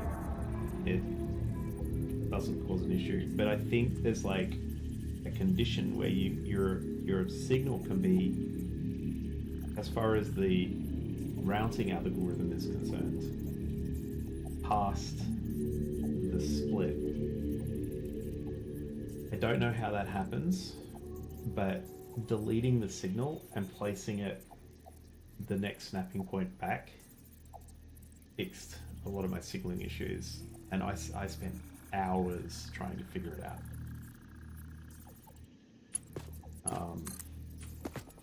I feel that pain, dude. That is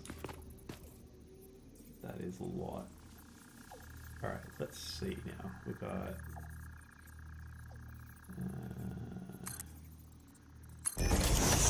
yeah, I feel like that's good. And then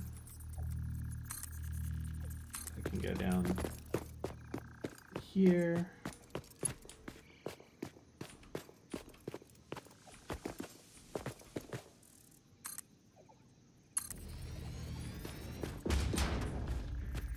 Yeah, I also had like, yeah, that's dead right. And there's like a, if you have like, let's say you put a signal every foundation or every 2 foundation blocks, right? And your train's like 5 long. That feels like an efficient use of space, but it means that trains can pack together too easily, and so like you might be getting into a situation where one train is partially in the intersection, it's blocking the other train from entering, but it needs to exit because it needs to get to the next one. You know what I mean?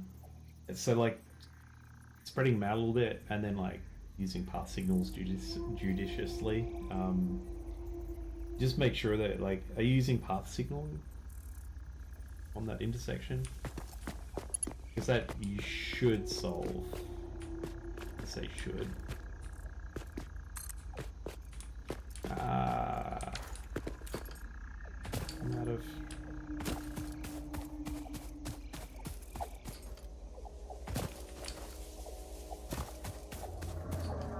foundations. How much power do I have left anyway? Oh, it's bad.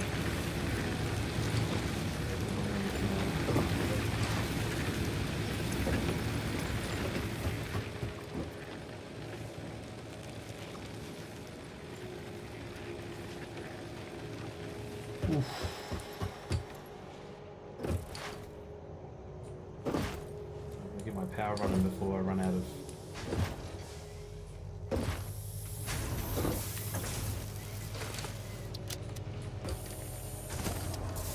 fuel.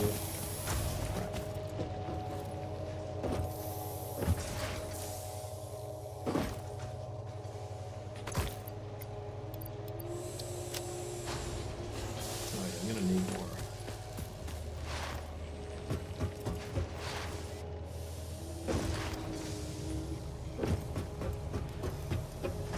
More sheets.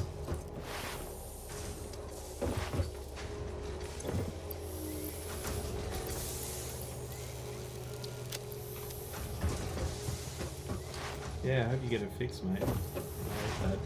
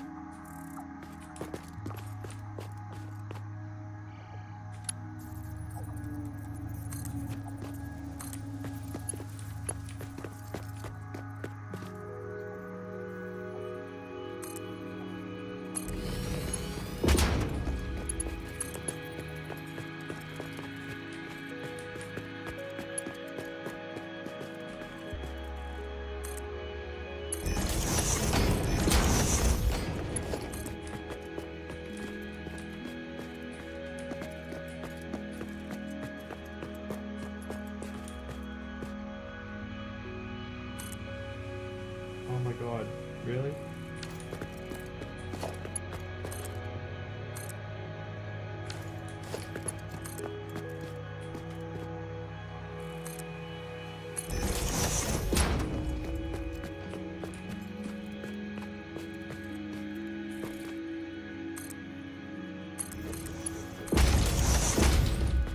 Alright. Gravity fed water. That'd be great. So I'm gonna run out of power.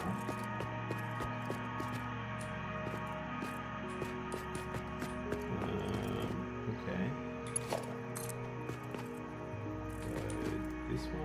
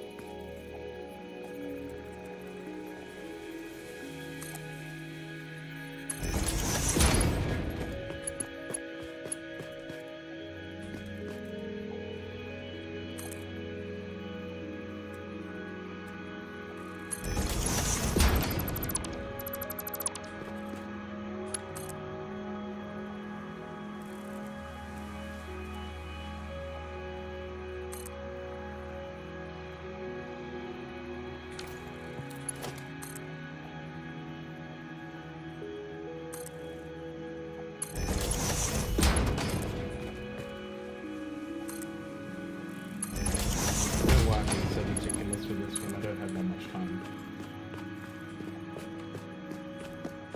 Seriously.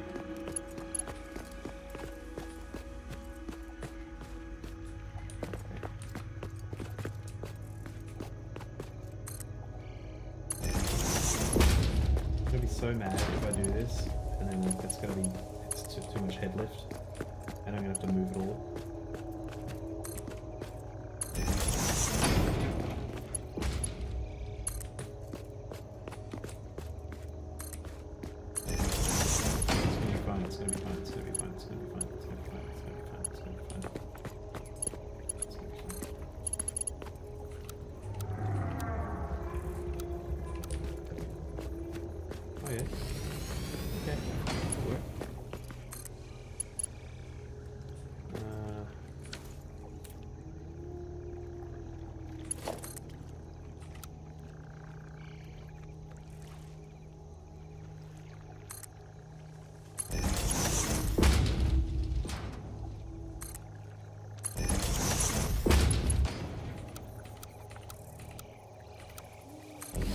Alright.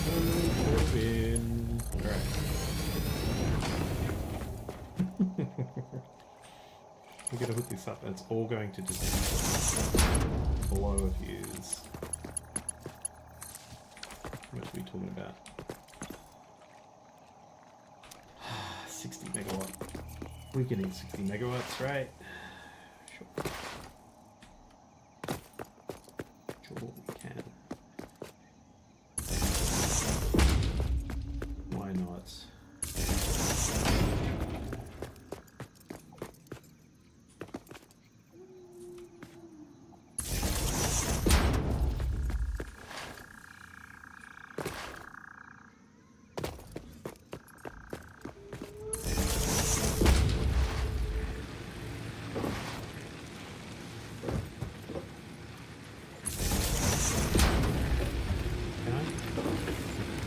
Yes. Yeah, I totally can. Oh. What was I worried about?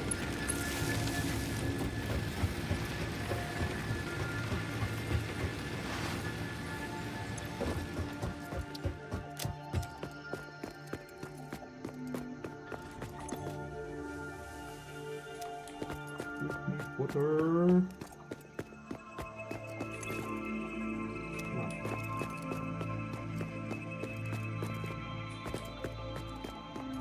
So much head left, it's gotta be fine, it's gonna be fine, it's gonna be fine, it's gonna be fine. Not 10 meters, right? Because these foundations are 4. Yeah, you're right. That's 4.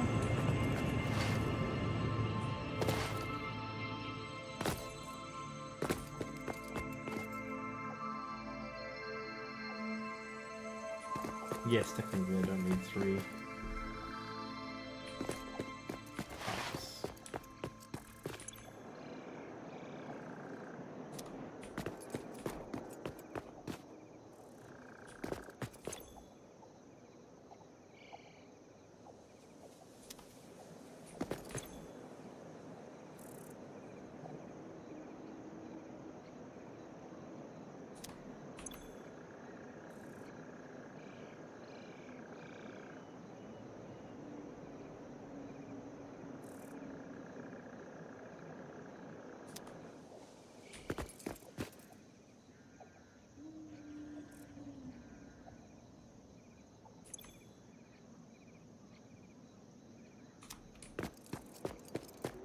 Cool, I guess we're working. We're getting water. We're getting water. Alright.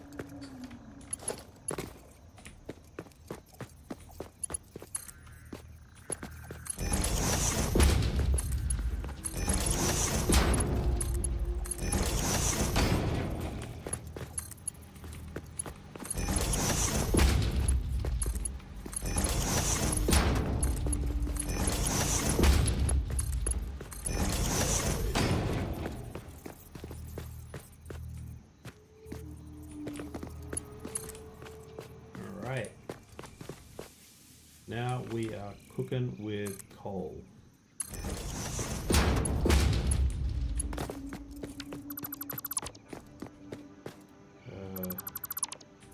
Did I not cook this up? I was short-sighted.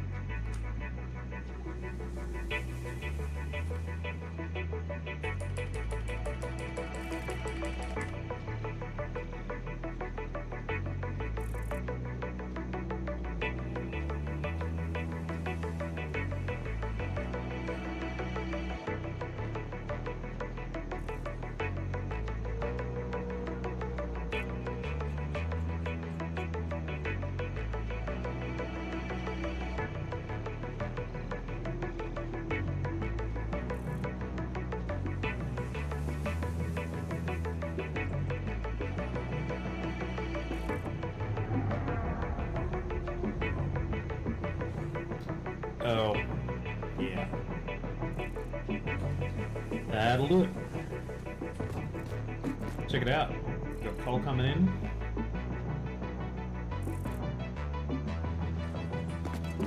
Loading up.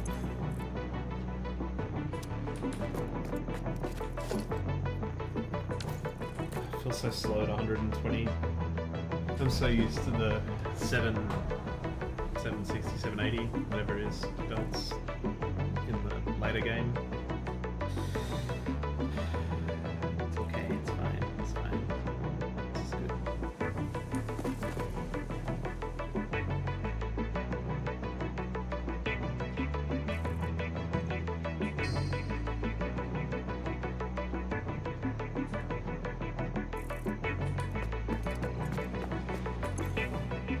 I like to load them all up before I start them, just because I hate wobbly power. While this does this, do I have enough time?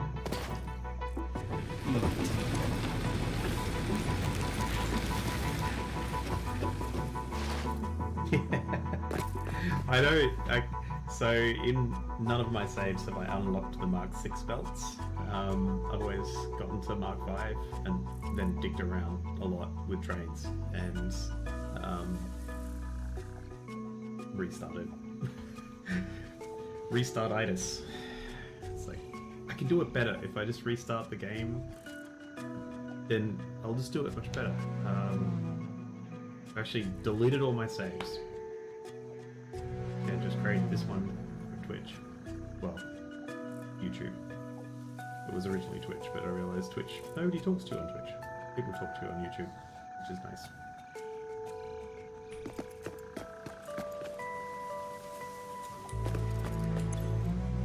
Yeah, I think I have a wee minute.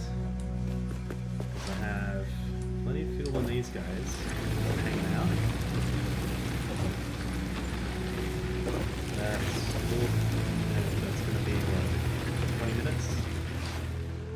It's not going to take 20 minutes to preload these guys. Just need to microwave some leftovers. Yeah, I will be right back.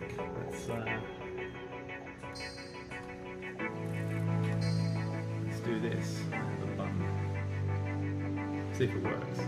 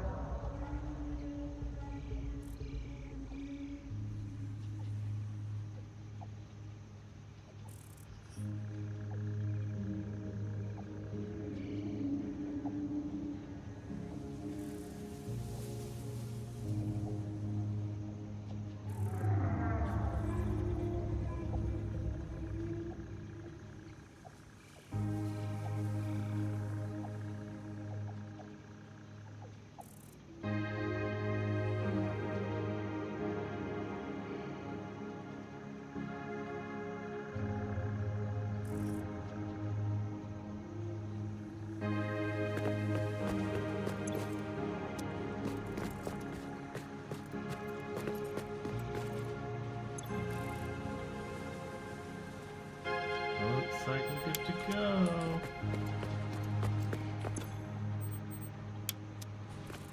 Oh, I didn't hook them up to the grid. It's like, why aren't they working? I've got to hook them up to the grid, mate.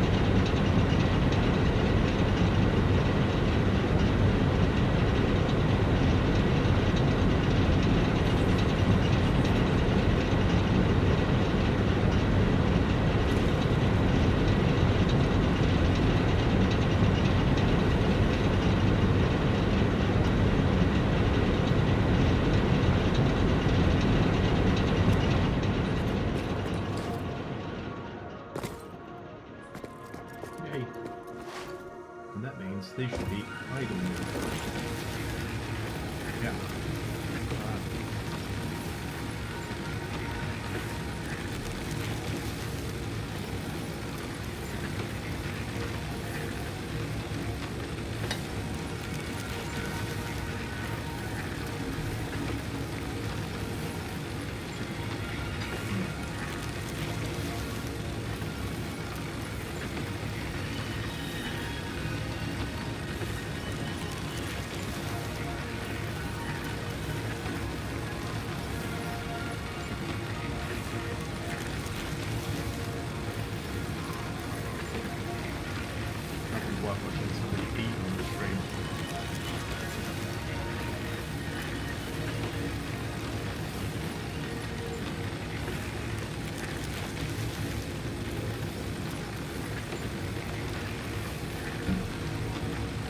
No, is there anybody bothers running anything other than coal on these things, really? Because I don't think so. Alright. We definitely have what we need for basic skill. Because we only need 50 of those. And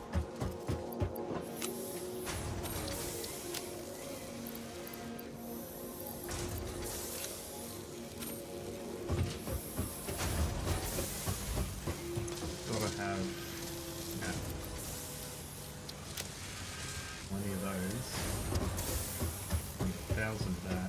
500 of that. Lovely. Parkour!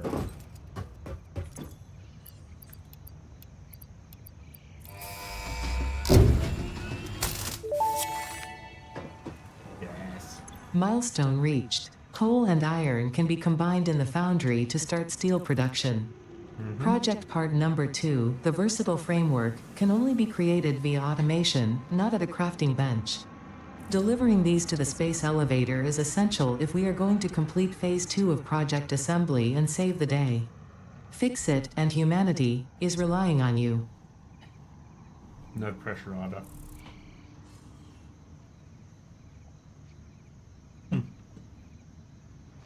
How long we got? 7 minutes. So the question is,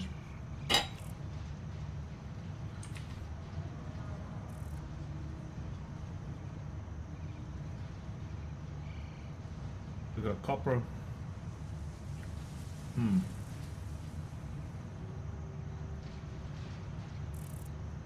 Let's think about this.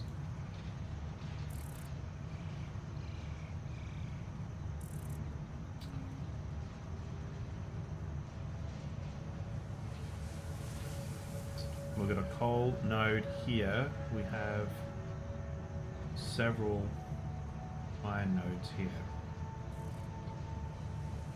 This would actually work quite well as a early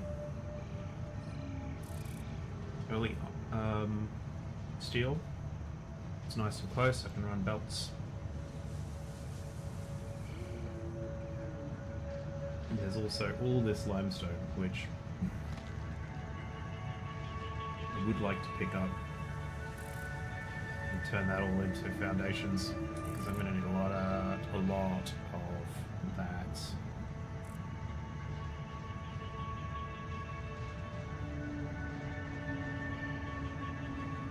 It's really interesting playing the game from grassy fields with the lens of like knowing what I know about the game now.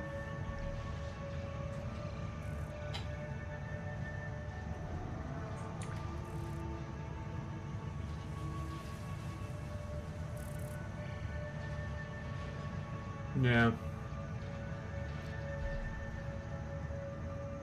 That was my plan. I think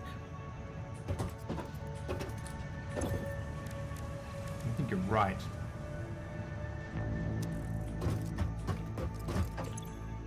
Yeah, I think you're right. I think that's actually the best move. For now. We'll keep that. Let's keep that.